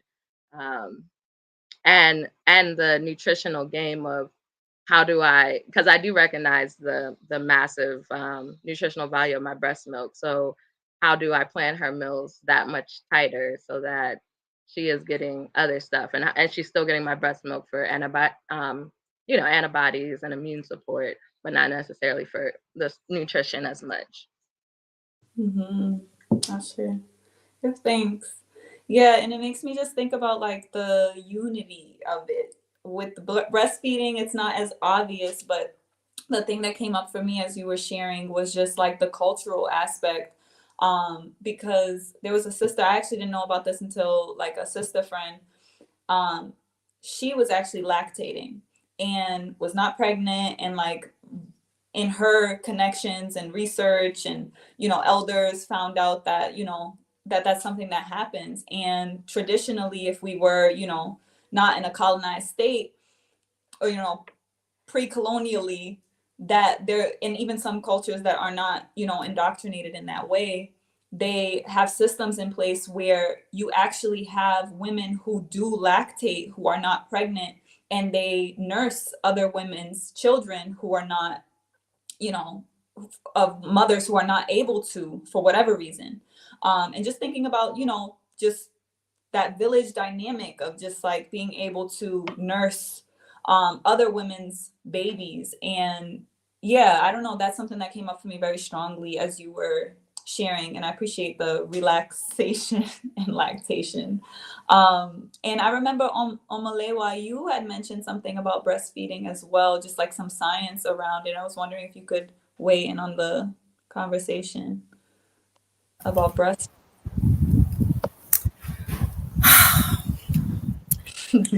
Where to begin? Where to begin? Where to begin?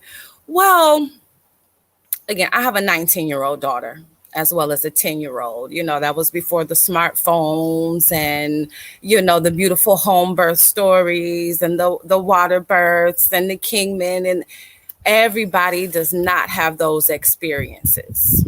And the more I learn, the more I grow. I'm a realist. I'm Pisces. I look at things both ways. A lot of women don't want to be pregnant. They wanted to have sex, right? And pregnancy just became a part of that experience, right? And for some of us, you meet a great kingman, or so you think, and somewhere along that journey, he's out of there, right? So when you may have had plans to natural birth and breastfeed and have a water birth and all these experiences, somewhere in there, it was interrupted. Right. So maybe the baby wasn't terminated, but maybe the relationship was terminated. So it's like, I think some of that passion and that drive and wanting to breastfeed and make all these great decisions goes out of the door, because like this was a package deal. So now that you're no longer here, guess what? I don't want to be a mother anymore. I only wanted to be a mother based on the fact that I thought you were going to be here with me to support me and love me and nurture me. And you're no longer here. So guess what? I kind of don't even want this baby anymore. And maybe you're 9 months pregnant. Maybe you're 7 months pregnant and you found out he was cheating, whatever. He could be murdered. I've assisted mothers who the kingman was gunned down before the baby made it here. So for every individual, you're going to have a different dynamic. And with social media now, we have to be careful that we don't glorify, and please glorify it. It deserves to be glorified. I don't want to take any of these beautiful experiences away, and I can't. But for women who haven't come into motherhood yet, we don't want to give them a false reality. Breastfeeding can definitely be difficult. It can be hard if you don't, again, have a relationship with your breast, a healthy relationship with your breast. Really quick, I took this workshop with Jenny Joseph back in the day when I first started out, and it was about sexual abuse in pregnancy. So if her father was the first one to suck on her breast, what is that relationship going to be like with that child when it latches on and a trigger happens, right? And everybody online, they're beautiful, they're goddesses, they have the bindi, they got 2 babies, they're tandem breastfeeding. It can make you feel less than. You know what I'm saying? Because you aren't having this beautiful experience, or your kingman is no longer there. So like, I find it important, and I'm learning and work towards doing it in a very tactful way to give people the real deal. You know what I'm saying? Some women do have to supplement, just to be mentally balanced, because the stress is holding the breast milk back, So again, knowing yourself, knowing your body, healing traumas, proper nutrition, proper environment. It wasn't until I came to Jamaica that I realized like some of the frequencies of the land that we live on in the US is not conducive for a healthy pregnancy, for a healthy postpartum. You have to fight the people around you. I remember my parents were like pushing the formula. My father was like, you still giving that baby that shit? Just lack of ignorance. So we have to realize sometimes the people we're surrounded by aren't at a certain level of consciousness and can't support us. You need support, or you have to be that on your 10 toes down, on your gangster, to be able to say, I'm breastfeeding this baby no matter what.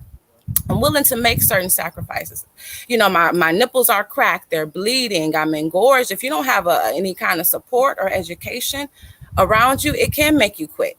So again, just giving people both ends of this thing with motherhood. And sometimes I tell moms that motherhood can be overrated depending on your experience.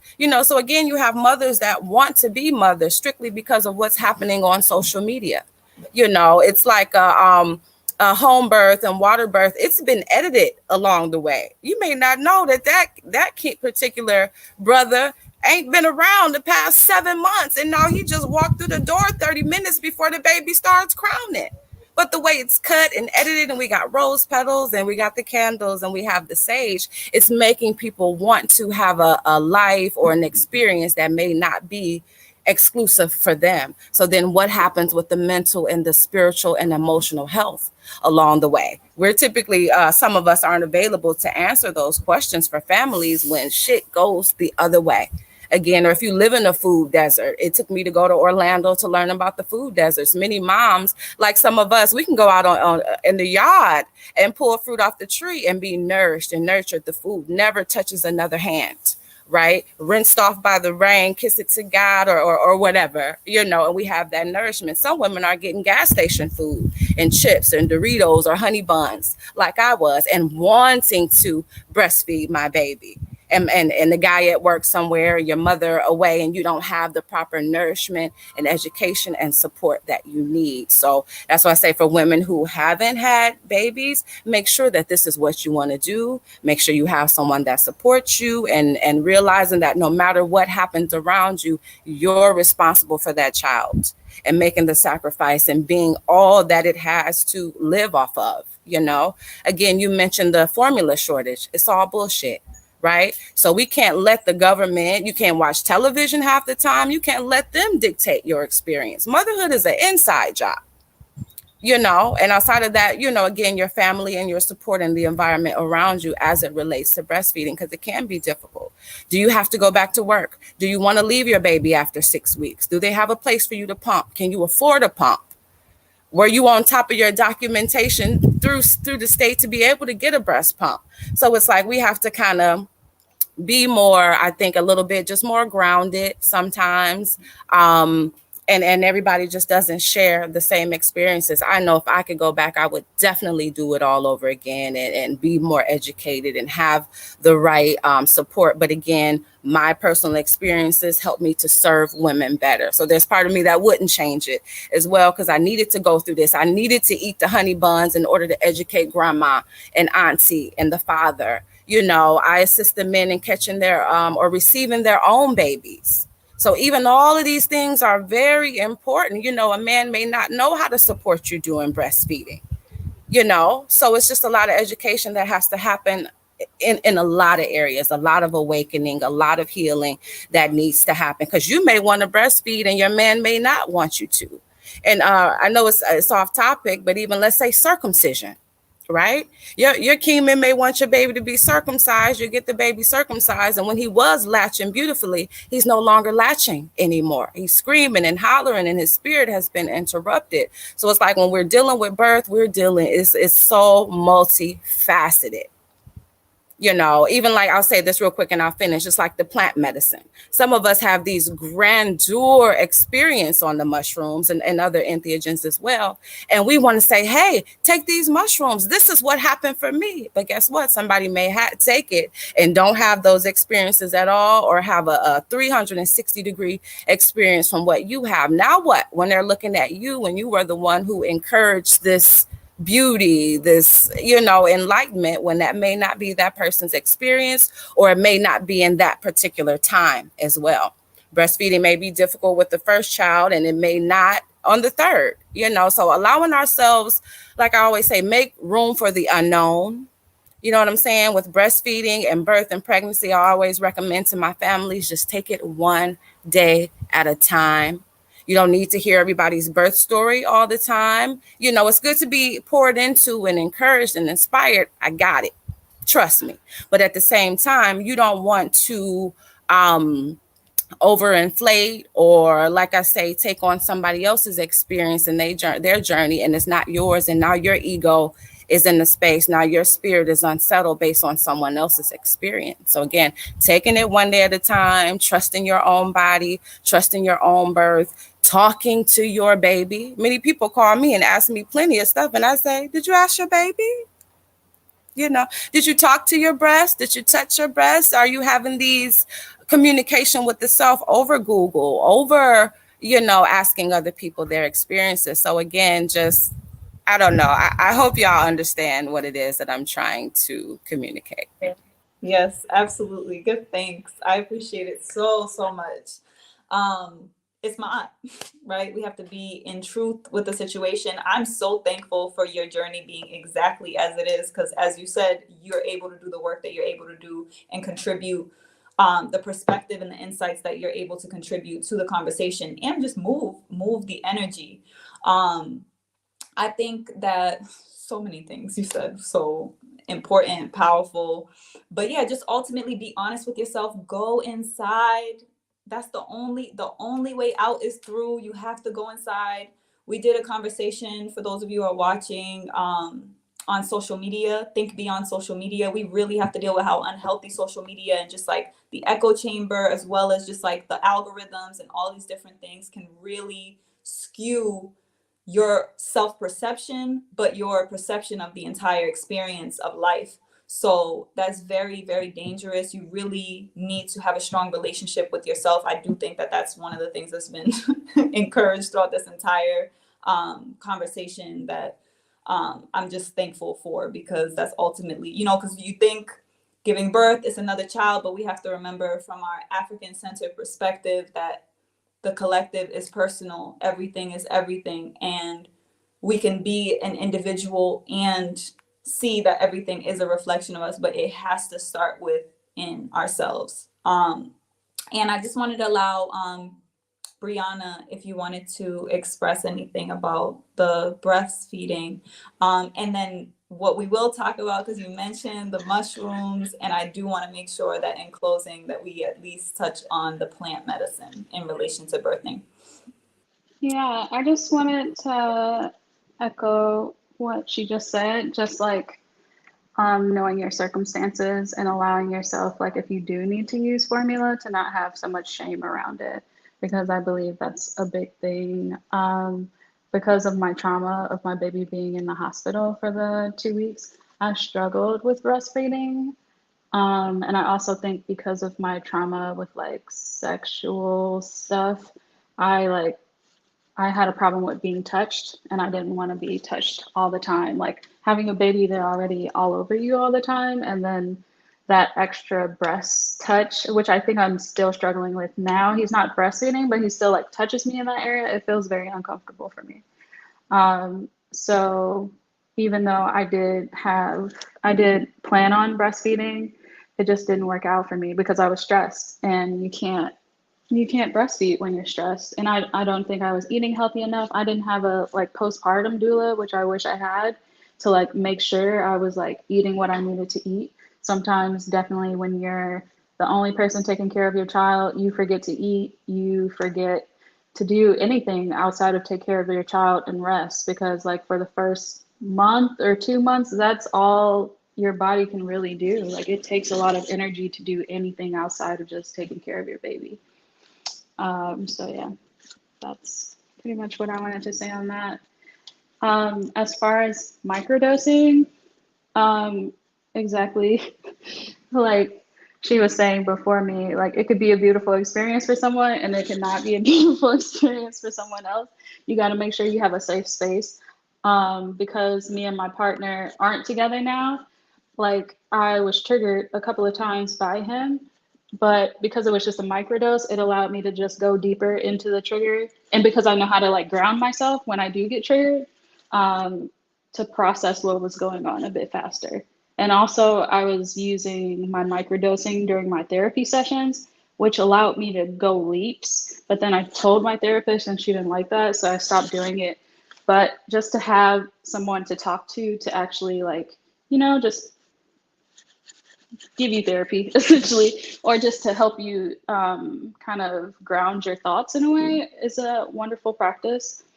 Also, I think the medicine helped me get back into my body, because when you spend 9 months preparing, having a baby, growing a baby, it's a whole new body you have to get used to, normalize, feel into, and learn your new limits once you have that baby. So like just stretching and just like loving on myself in different ways was very important for my healing journey as well. I should.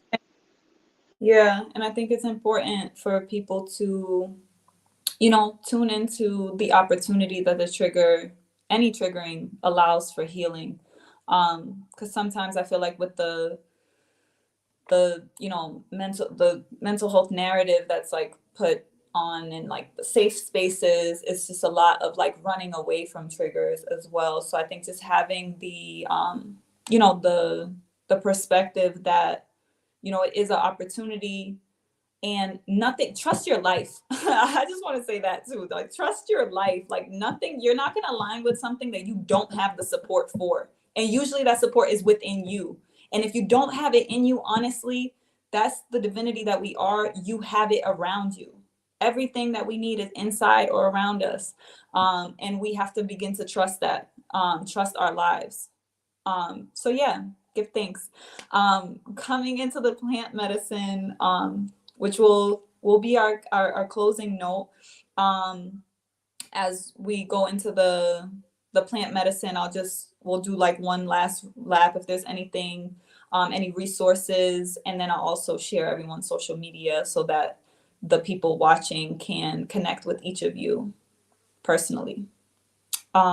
Anyone want to go? Wait, can I go more? Because I just thought about more things to say really quickly. Sure.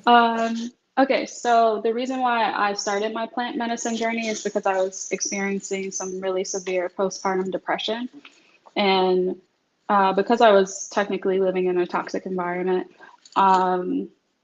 it's only so much therapy can do. And that's what I'm coming to terms with. This has been like my first year really trying out therapy, but it's like only so much therapy can do. You can get therapy and go back into your toxic environment, and you're still just like struggling on a very physical level. So turning to plant medicine was like when I was very much so about to go to antidepressants, because I was in a support group with white women. So of course they're like, antidepressants, this is what I'm taking, this is what she's taking. And I was like, I knew I needed help and I wasn't getting enough from therapy and my support groups. So I decided to do some plant medicine, and always with intention is how you should go about anything, setting your intentions for it, just checking in with it. Recently, I've done a bigger dose with a guide, with an amazing woman who just like held space for me to really dive into maybe an eighth of psilocybin. And that was just such an eye-opening experience. So I would say do that too. There's some messages that really came up for me that I guess I would like to share now. It's we're doing all this work on our wounds. Of course, the ancestors want to come through. Like that's what, because of my trauma with my birth and the depression and not continuing the relationship with his father, I was very much so like, okay, so this is my last child. And then I went into my journey and they were like, girl, you just did all this work. You executed it amazingly. We want you to have another child. And I was like, damn, that's a big ask. But like, we are the portals. Like, we're the portals. If we're over here fighting the oppressive ass hospital systems, we're the portals. Like, they need to come through us. And like, that's what I signed up for. And I think we really need to rewrite certain journeys, because I feel like a lot of spirituality is written by men, and we don't tell the stories of the mothers and how that's a spiritual journey, how that's a hero's journey within itself. So yeah, it's just like, but it is so much trauma dealing with men. So it's so interesting to really get that message as I went into my psilocybin journey with the baggage of my last relationship. And they're like, that's cute, but we want you to continue to have babies. So yeah. Yeah, thanks, beloved. I really appreciate you saying that. All right, I'm gonna go ahead and who does anyone in particular want to go? I was gonna move down to, okay, I'll do you, Mama Leah. Yeah, my first journey with mushrooms was with Afrika, a beautiful experience that definitely, my first experience started out spiritual and intentional. And from then on, I knew that it could be a tool in my toolbox, if you could say that, to use. And I was growing them while I was pregnant. I led a few people on trips, but I'll share a little bit more too, background. Like a month before I conceived the day that I got married. So September 29th, I conceived and I got married, and we conceived that night. It wasn't planned. But also about a month and a half before that, I was sexually assaulted while I was taking like a little trip to Tobago by myself, trying to like get the wild woman out my system, but also but still being naive and not being careful. And I still, in that month and a half between that assault and getting married, like so much work had to happen. Like me and my husband now had to do a lot of work. I had to do so much cleansing of my body physically, spiritually, emotionally. The day before the attack, my ex called me, who I actually had an abortion with, and he wanted to clear the air. And these things happen. So like, I felt, even though it sounds soon or something, like I felt like Malia needed some experiences to happen so that I would get really serious about cleaning all of these residues out of my system. And mushrooms helped with that. It helped me remember the night. So I don't remember. But when I took mushrooms, like pieces were coming back to me. Um, so then I went about my pregnancy. Like, I felt fairly healed from that, and that I had made space for the baby to grow in my womb, taking all that hurt, all that toxicity out. But then in my third trimester, I had this like ongoing like loop in my head, like what if, like even though I knew the timing of everything, I knew it couldn't have been. I knew the experience, and I knew it couldn't have been pregnancy from that, but it was like a loop in my head, and I needed mushrooms to like help me get that loop out of my head, so I wouldn't keep thinking like, what if this baby isn't, and even if it's not, who cares? But so I took it in my third trimester, a pretty big trip of fresh mushrooms that we grew. And my main intention was to prepare me to birth and to clean my womb of anything that Malia did not need to help her grow. And yeah, if I thought I was having a baby. Like I told my husband to call the midwife. I was like, is it the mushrooms, or is it, what is making me have contractions right now? I'm like on the birthing ball, breathing. So in that way, it was literally preparing me physically, because I had to breathe. I kept breathing down into my anus. Like that was pretty much the whole trip. And then I had the most massive constipation and poop I've ever seen. And I swear to goodness, like I've been pooping regular, like that had to have been deep in me. Like even to me, it was like me expelling the last of that assault as well. So using the plant medicines in that sense was, extremely helpful. And it actually called, like I haven't wanted or needed to do it again since then. But I just, as everyone said, like you have like mushrooms and any plant medicine, like you have to be prepared for it. People were really concerned, like, what do you think it'll do to the baby? And my main thing was like, what do you think your aspirin's doing? Or what do you think epidural's doing? Like we're all making choices in our own lives for our own bodies and children. So that was my thing. But yeah, I just wanted to tell that whole arc of the story, because I don't talk about that publicly, the abortion, the assault, any of that. But like, it was so important to this journey and the mushrooms, to healing that, and to bringing my baby here safely. So. Ashe, good thanks. I really feel that was like my aunt. My aunt really wanted to be present and really wanted us to be in like full expression and honesty, because it's important. You don't just get here. And I always, like, I say that to people, like, I didn't come out the womb with my head wrapped. Like, I've been through mad shit to get here. And I've actually felt through that pain.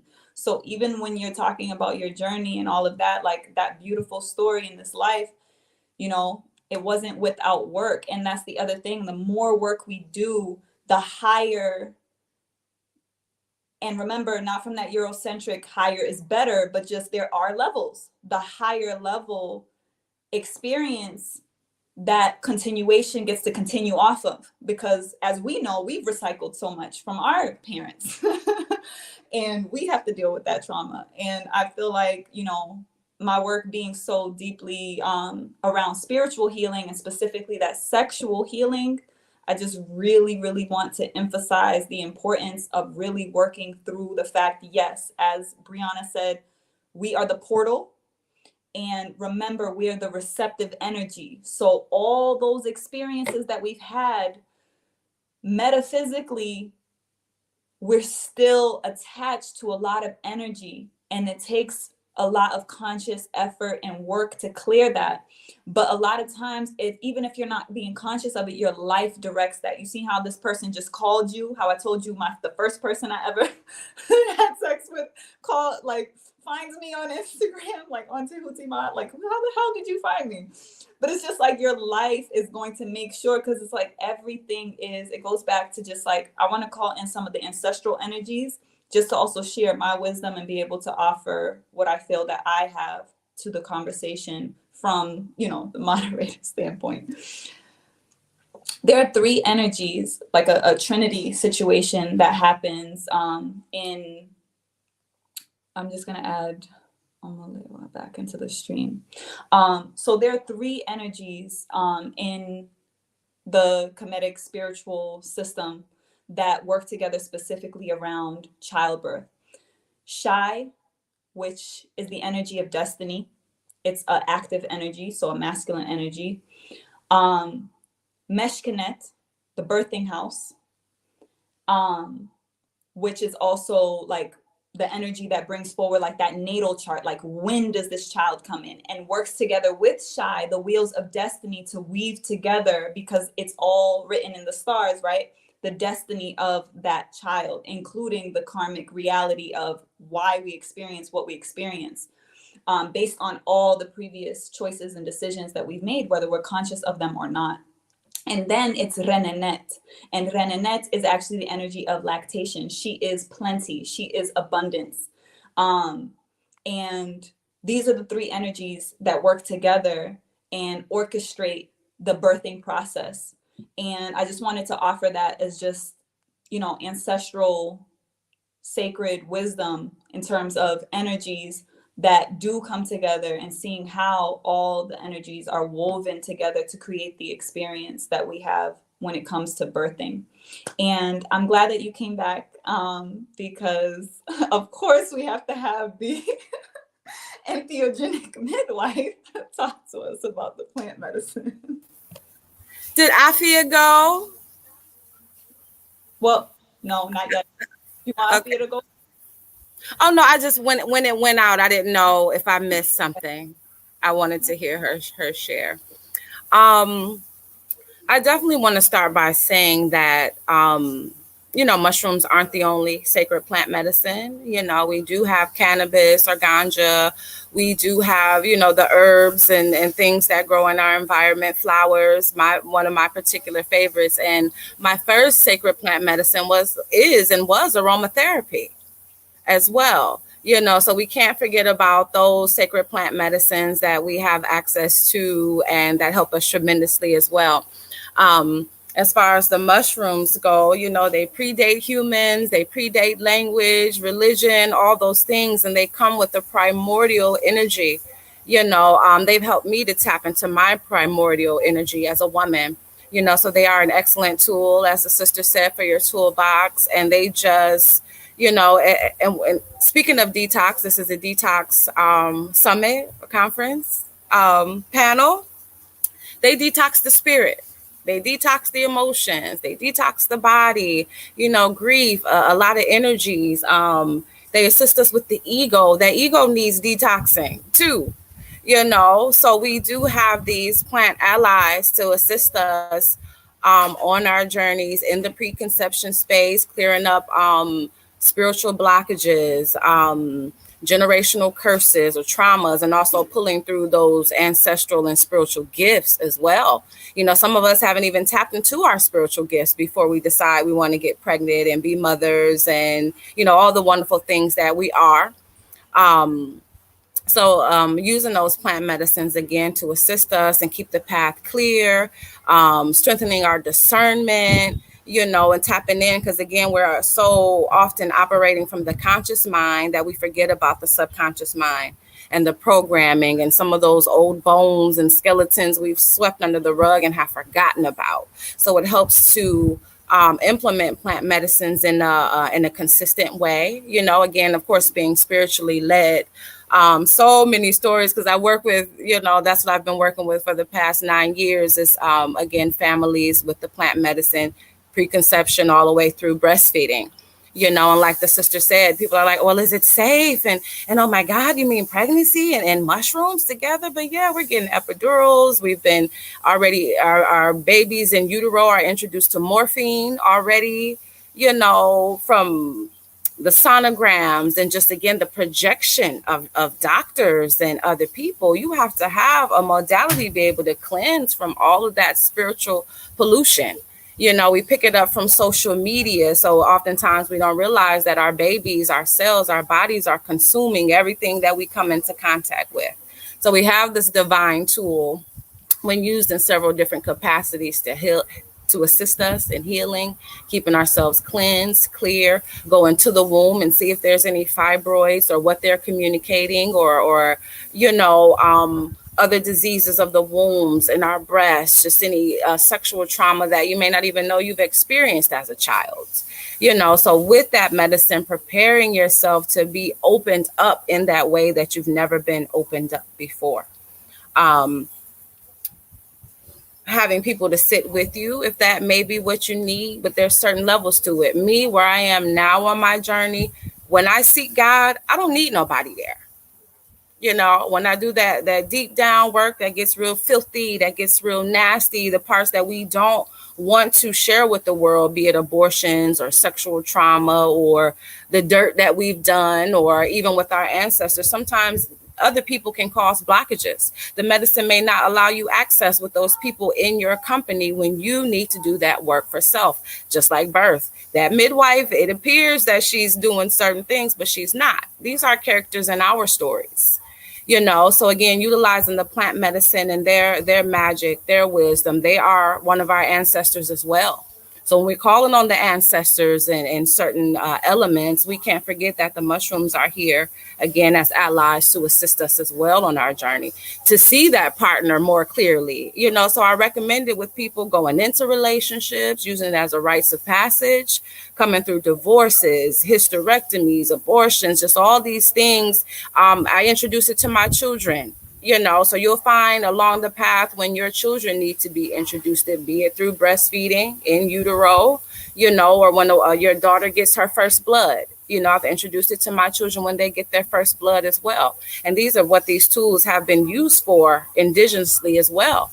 But again, we are our ancestors. So we're implementing new things. When your husband isn't feeling well and you don't realize you're taking on his sexual trauma or his depression during your pregnancy, and you're doing everything right, he may need to be cleansed or go through this spiritual purification process and healing his ancestors as well. So this work just helps us to assist in the activating the medicine women that we are more clearly, more intentionally, more purposefully, seeing the journey for our children, or seeing maybe that journey needs to be cut short.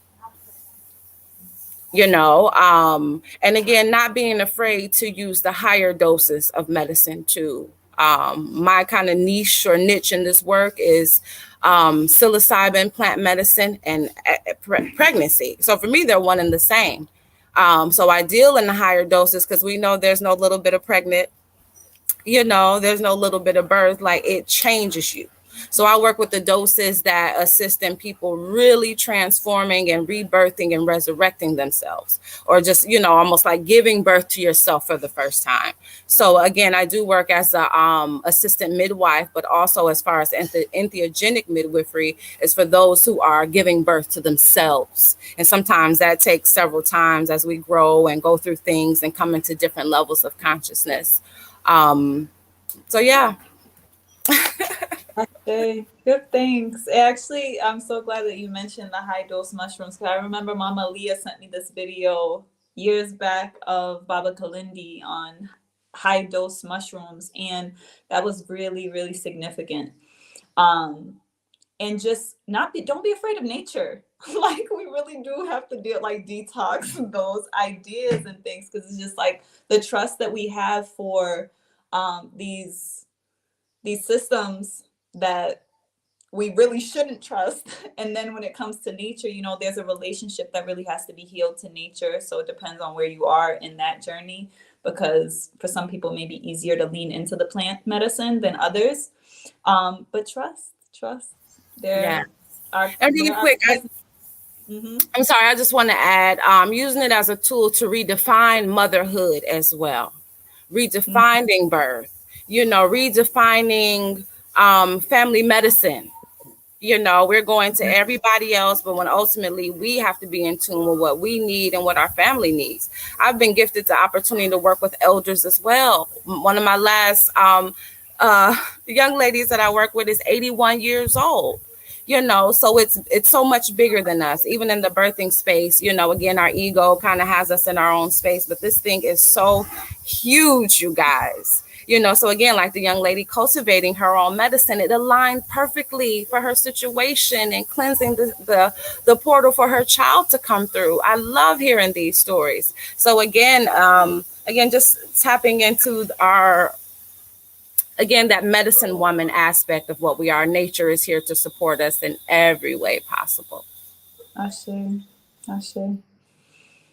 Well, Mama Thea. I keep forgetting to mute myself when I start speaking. Yes. Yeah, plant medicine has been something that I've been tapping into deeply. If I first started tapping into it, as far as like in the pursuit of cleansing the womb, more of like detoxification and healing plants, is something that I, would introduce like deeply into like the whole plant world. Like I was already plant-based vegan for years prior, but then contracting the human papillomavirus and undergoing a 40-day liquid juice and water fast, and taking these plants to cleanse my womb. I think it was multidimensional, not only for that particular virus, but also from things like sexual trauma, um, being raped by ex, and I want to say 2015, 2016. So removing his energies that had been latched onto my yoni, and in my, my womb, moving forward, to the termination that happened in New Orleans, very powerful land. I think that is, where that 40-day fast with those alkaline, herbs, as they're called in certain contexts. But then when it comes to psychedelics, I started tapping into it in grad school with like microdosing. And I'm an artist. I'm a figurative painter. So I wanted to get more deeply into it, to have more of a relationship with my color theory, and color mixing on my palette. From then it moved into when I was pregnant, and the last trimester being very heavy for me emotionally. When me and my king were living, the environment being very, I mean, we were in California, a lot more sun and trees, but the relationship that I had with his family members, where we were all living, was very, very heavy emotionally. It was very uncomfortable most of the time. So I remember vividly my last trimester, and I was just very sad, very like starting to get back into depression, because something that I've experienced throughout my childhood. And we went to his friend's house, who was a musician, and he had, a little bit of psilocybin, and he made me a tea from it. And I sipped the tea, and I felt more connected to my son in my womb. I was laughing. Nothing didn't phase me. I felt like I was unstoppable. Now, fast forward to moving here in the tropics, Central America. Um, Another psychedelic has called me, called ayahuasca. I just finished my third ayahuasca ceremony last Sunday. Yeah, last Sunday. And each of those times that I've, experienced ayahuasca was a constant rebirth. The first was grief, grieving my ancestors.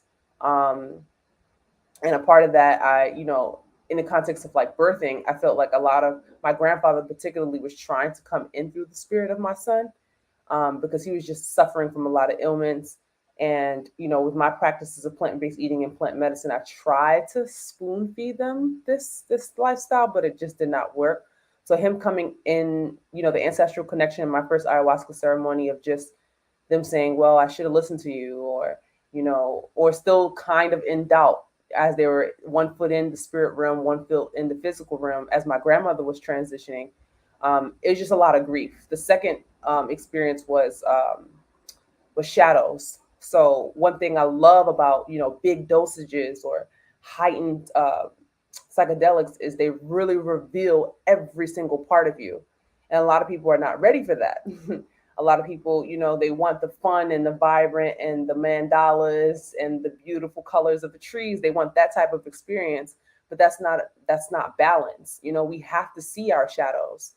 My second ayahuasca ceremony with my partner, and it was on the Halloween night.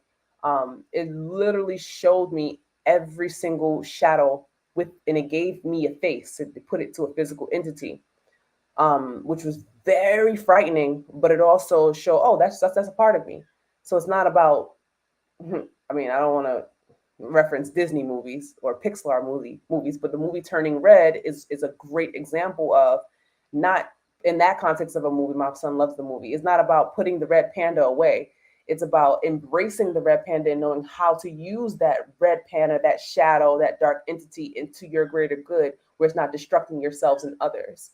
So that second journey was like me facing the shadows, me seeing them, seeing the face of control, seeing the face of judgment, depression, PTSD, seeing all of these things, and just I don't know if anybody ever take ayahuasca, but you make certain noises because noises actually allow you to funnel and shoot away energies from your electromagnetic frequency. So like shooting away depression and telling them like no more. And then once you actually feel like you're bringing those energies up, that's when the vomiting happens. So I literally vomited all of these shadows into the bucket, and you can literally see them. They're like vibrations into the bucket. And that's when the energy of love started coming into me. And then my daughter came to me. So I have a son, I only have one child, but my daughter came to me very clearly in whispers. Her name is Mer. It means love.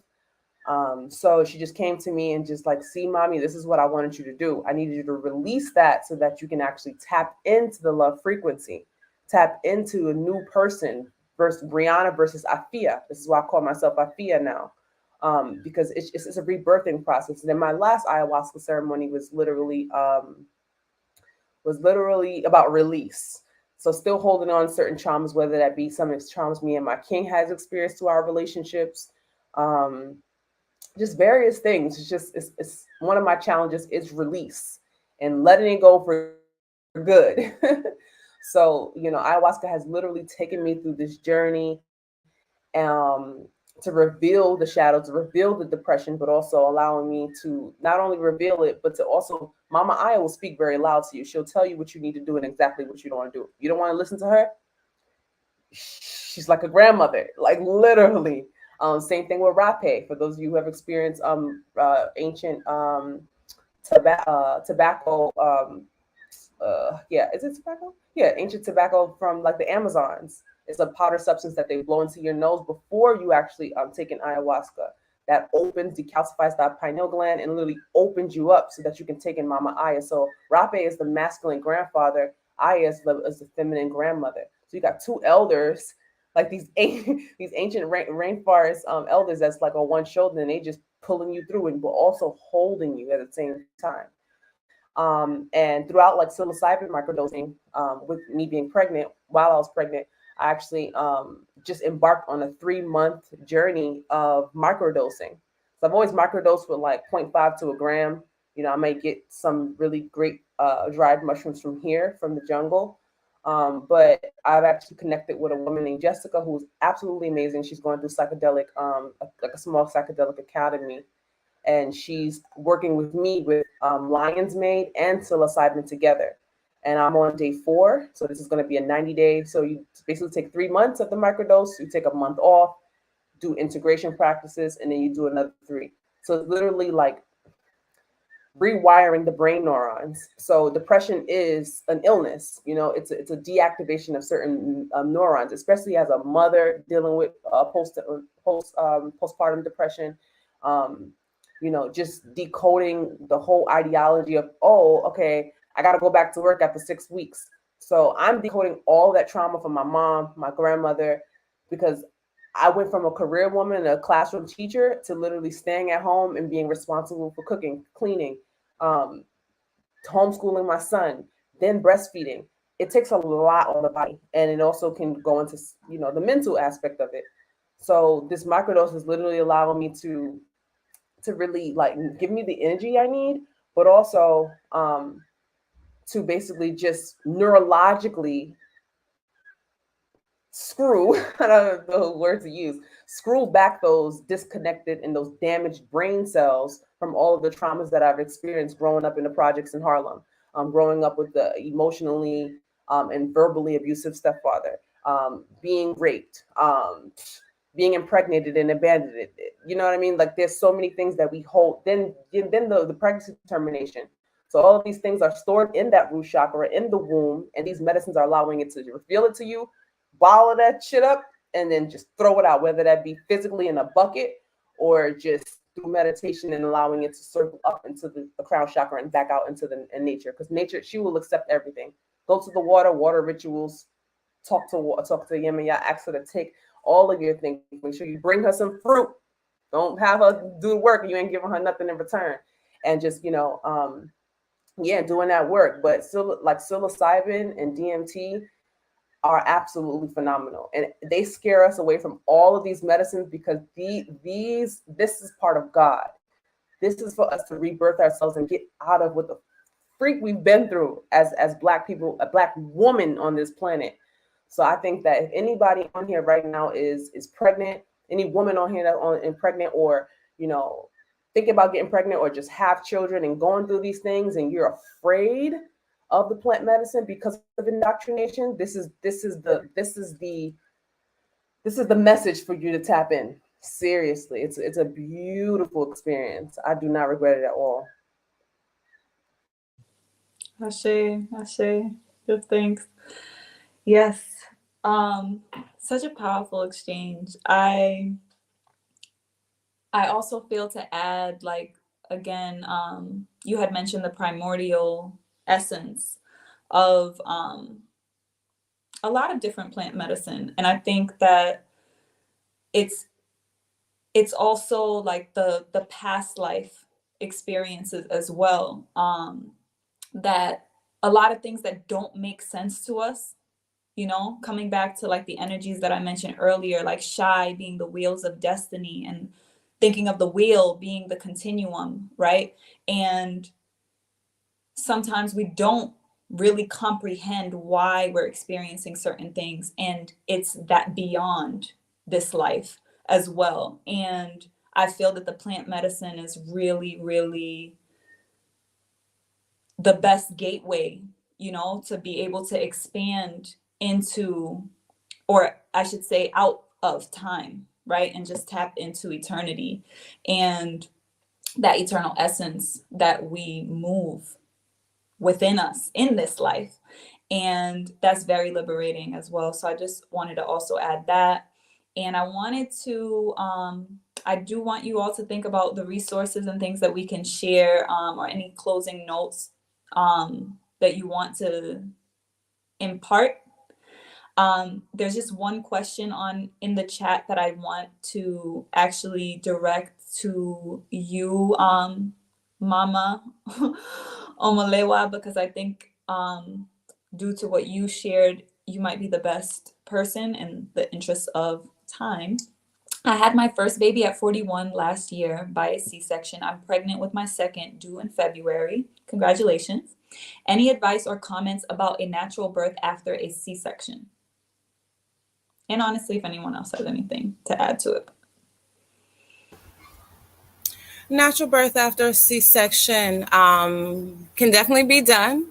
I think one thing also is going back and taking accountability for things that may have, maybe that you, I guess, didn't know, maybe some times where you didn't listen to your intuition, giving your power away, certain things like that, and just making a decision that you're going to, for one, I would say maybe have a home birth if you can, explore your options as it relates to what makes you feel most safe, what feels most natural for you, because it's almost like we want to say natural birth, but then you go to a hospital where OBs are trained surgeons. Right. So we have to really re-educate ourselves and pay close attention to the terminology that we're using. Again, doing the self-work with, I feel with nutrition and just as it relates to proper nourishment for this time going around, but it definitely can be done. I would recommend a home birth. Again, your health history and things like that are something that need to be looked at. Contact some midwives in your area, contact doulas, just depending on the support you need with your partner. But it definitely can be done. You know, speak to the soul of that child. And would she say she's 37 weeks? I'm not sure. I missed the thing. Is she pregnant already? Yeah, she's pregnant With her due second due in February. February. Yeah. So again, just proper nourishment, meditation, breath work, exercising, the type of environment, spiritual work that may need to be done, forgiving yourself. I know for me with my cesareans, I had to do some work actually through the psilocybin to forgive myself for not knowing any better, for not making better choices or listening to my intuition. So definitely the spiritual work is going to benefit you greatly with that physical, because childbirth is spiritual. It's a rites of passage. So again, going back and reevaluating from a healthy space, taking your time, journaling, taking care of yourself, loving on yourself is very important. Massage therapy, dancing, you know, different herbal rituals, adornment, just all of the things that put you in a place of empowerment for this time around. Many women do it all the time. You know, I've even had some fears and insecurities about how I show up for women in the birthing space based on my cesareans. You know, just some subconscious things happening, but you have to believe in yourself and believe in your body and give your body what it needs to produce. Ashe, beautiful answer. Good, thanks. I also want to just go ahead and shout out some of the people who have been with us. Thank you for your question, Nyasha. We also have Patricia, guess knows you, Mama Leah, and That was my midwife. oh wow. Welcome and thank you for joining us. I also there's a question in here about the PCR test and detoxing. I want us to go ahead and close out the natural birthing with any resources, and then as each of you is on the screen with closing remarks, I'm also going to put your social media just so if anyone wants to follow anyone who is on the panel. Well, you should follow everybody who's on the panel because everyone is doing great work beyond what we've discussed here. We're all very dynamic beings, and I just encourage everyone to connect with everyone who has been on our panel today. Mama Leah, you're gonna be our first closing Close out. remark. Yeah. Okay. Um, yeah, we're in a space now where sharing these stories is inspiring. And as Mama Amalewa Mama said, Leah.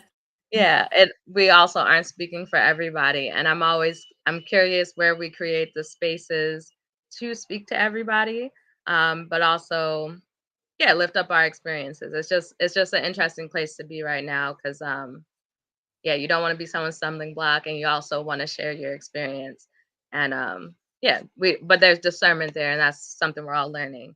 And then the second piece is I was grateful to know a lot of elder midwives as well. And I interviewed one who was like 78. She lived in the bush in Trinidad. Um, and one of my biggest questions was about plant medicine. Like, what herbs did you use for this? What herbs do you use for that? And what really stuck with me, and something that I've always thought about and think about even more since then, is she kept saying, "What do you mean? Like I prayed about it. Like God told me, and like just I prayed about it." And we forget a lot of times that like breath, prayer, intention, how very powerful those things can be. And she really drove it home for me because she wasn't trying to tell me nothing about herbs. She's just like, you need to, you have a direct connection to source, so just use it. And that's what I tapped into a lot while I was giving birth as well. Just remember we have that direct connection. Ashe. Yeah, I appreciate you saying that because you can't go wrong if you're spirit led. Let your spirit lead, and the beautiful thing, I mean, with Tutima is just like spirit leads. So that holistic dynamic just happened by listening to who I needed to pull into this conversation and who I needed to leave out of this conversation, right? So it's just about listening, because sometimes we may want to do something on the ego side. And yeah, so I just appreciate you lifting that, because the higher power is within, you know, and the more we refine our ability and our discernment, right? Our ability to just listen to the various voices and know and distinguish, right? We can trust ourselves more and more, and it's a process. So give thanks. For us on Tehuti, for Tehuti Ma'at, you can follow our Instagram on at Tehuti Ma'at. And Brianna Rose, what are your closing remarks? Yeah, I would just say to like, if you are a birthing person or you want to be a birthing person, just trust yourself and check in with yourself, check in with your womb, do the work of healing, because that'll make, you know, your baby and yourself so much stronger. Yeah, I think that's it. Give Oh, you thanks. can follow me at Lavender Moonchild. I also do breath work and work around anger, work around radical acceptance, work around. I am going to start doing abortion work because I feel like that's such a traumatic area where we don't get support in, and it's such a natural part of life, honestly. Like, technically, we can't always make space for a new baby in our life. So I am starting to do work around helping people with abortions as well as postpartum. So, and my Yes. website is reclaimthebody.me. That is it. Okay. Is it in your Instagram? Because I don't have Yeah, that. it is. Okay. Give thanks. Yes, and I would love to hear more about I'm very passionate about the abortion work. So we'll talk about that. And Mama Malewa. I just want to say, give yourself permission. You know, that was something that came up for me in one of my journeys that I love to share with other women. You know, we're always seeking outside validation, but you have all the power to give yourself permission to be great, to be grand, to teach, to serve, you know, to have a vaginal birth. To the young lady, just give yourself permission in this life. And again, we're all here for self mastery. So on that journey, it's okay to give yourself permission and for you to validate yourself. Your existence is more than enough. I say. And on what levels can people engage with you and work with you? What work are you doing? Again, the Instagram is there. I'm on Facebook as well. I offer consulting via Zoom, like 1 hour consultations, just to assist people spiritually, childbirth education, and I'm just typically available in and around the consultation if someone needs support, empowerment. I have a YouTube channel that has some affirmations on there if you just want to listen to some affirmations. They're for psilocybin, but they're just also great affirmations as well, where I'm kind of just speaking and pouring into individuals, because sometimes we need that. Sometimes we just need people to pour into us as well. Yeah, I think that's it. Sometimes I have classes and workshops coming up as they're led through spirit, but you know, DM me or contact me at any time. Good, thanks. Okay. Afia. I put Yeah. the plant-based, you can share your other Instagrams as well. Yeah, I know You're it's a on lot. mute. Mhm. No, but plant-based Bee Hill is like it's the best page to find me in the context of natural birthing or holistic eating or long-term liquid fasting.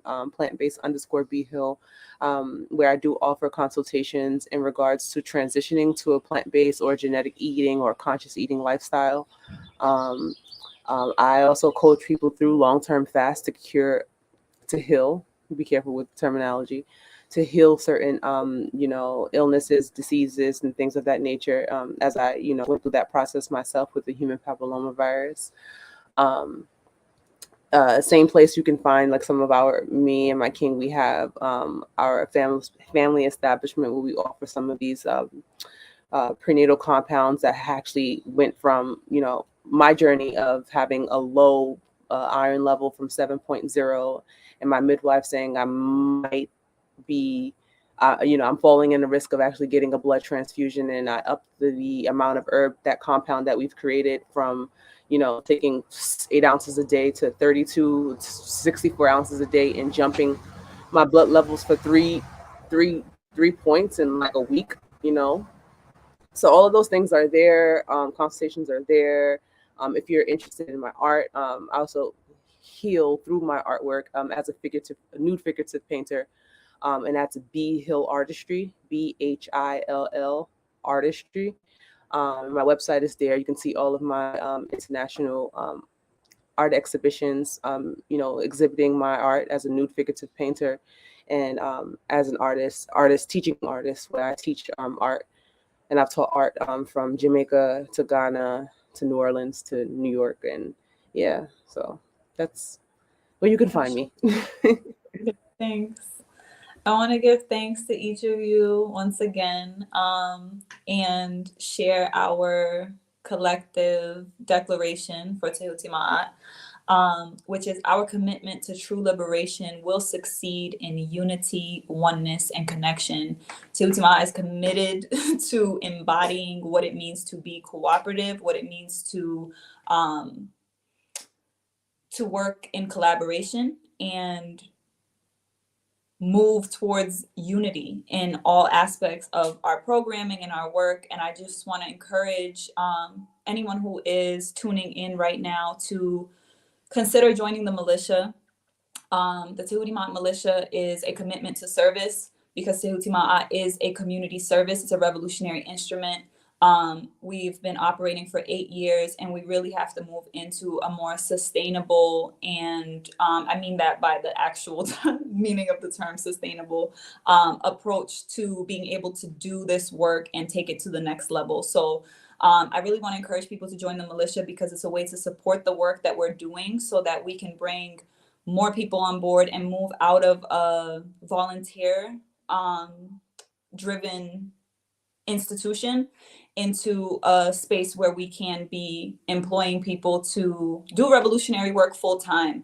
And that economic component is very important. So High Tops and Heels is a part of that, because we're a creative communications agency. So the marketing services and all of those different ways of just being able to engage people in healing, art, and education, institution development, as cooperative institutes. But if you want to support the actual community services that we do, whether that's the Sankofa youth workshops, teaching pre-colonial African history through art, or the Intuit healing ciphers, where we do a lot of this womb work, but it is co-ed, and we do work with our brothers as well, as we're doing this collective healing, and the Black families coming together in this resurrection process that we're in right now is very powerful.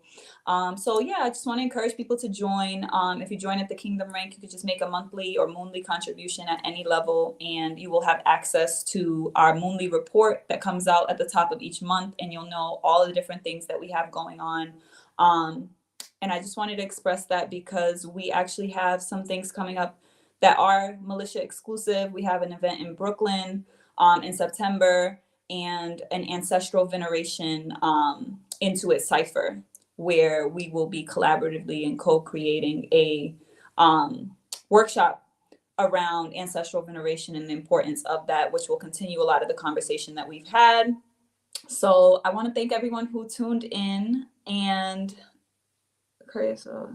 oh, and yes, it will be, this video will be accessible. Someone did put a question in asking if this was going to be accessible, because they just tuned in. Yes, it will be available. You can actually go, the YouTube link is going to stay there, so the same link is going to upload, but you can also go to hightopsandheels.com, because I'm going to take the links of all of the different resources that were mentioned that I took note of, and link them in the show notes at hightopsandheels.com as well. So thank you so much for joining us. And in closing, if anyone wants to tackle this question, because I just don't want to just leave the sister hanging, but she said she was forced to take a PCR test. She wants to detox from that. Wondering if anyone wants to share anything around that for this sister who inquired.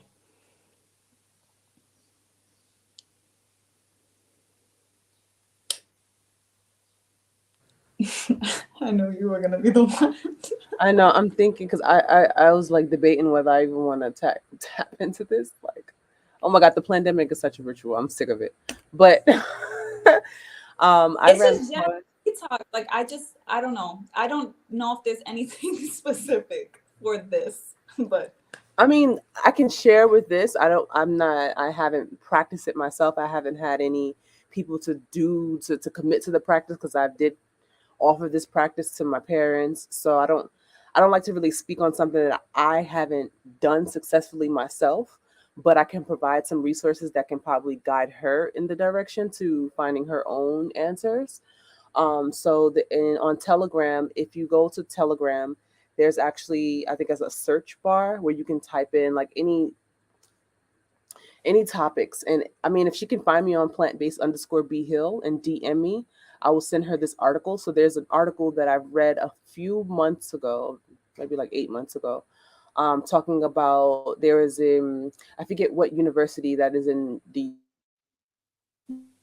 UK or Germany, one of the European countries, but there are students, medical students, who have been studying the chemistry compound of dandelion leaf, and dandelion leaf actually reversing the damages of the nanotechnology of the jab. Um, so I would definitely just DM me, and I'll have to like search through my archives for that article. It's a Mhm. pretty lengthy article, but it breaks down the actual composition of the dandelion plant and what it does on a genetic level to actually remove all of the damages, the infertility, um, all that Mhm. stuff that those jabs actually do inside of the body, or has, Yeah. well, they're said to do, or the damage it can do inside of the Yeah. body, the natural body. So if you can DM me, I'll send you that article, and I'll allow your intuition to like navigate you through the information that is said in that article.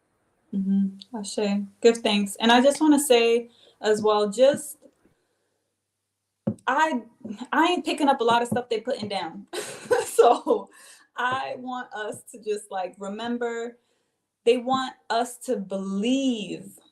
Just like there's a book called The Biology of Belief by Bruce Lipton. And I remember like the thing that I really gained from that was really like the power of belief. And even thinking about like certain things like the placebo effect or just epigenetics, it's just there's a reality to like they want us, we can give them so much power if we think that, there's no way. And nature has all the answers. Honestly, I feel like if you get into a high enough altitude, like I'm 2,000 miles above sea level, like the level of detoxification of just being immersed in nature, like taking and it's like I know that we're not all able to do that, but the reality is we are all able, like we are in control of our lives. And that's the authority that we have to begin to take, because the more we disempower ourselves by, you know, accepting certain circumstances. So it's just like you gotta listen to your life. I don't know where you're at, right? Everybody's in a completely different place, but there's something in you that's directing you where you need to go. And ultimately, like if you want to be on the winning team, you gotta go on nature's side. That's my take on it.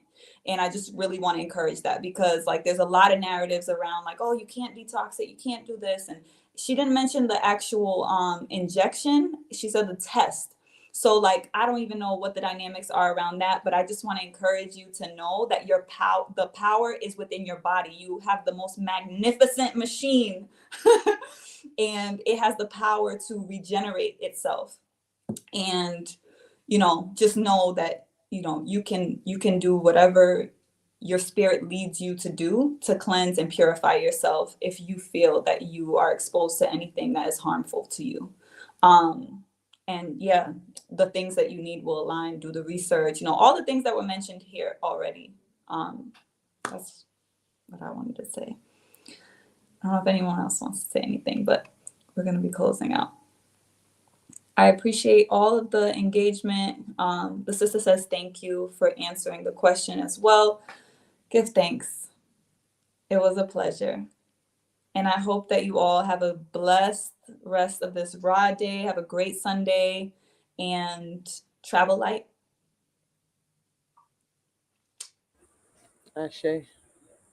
Power.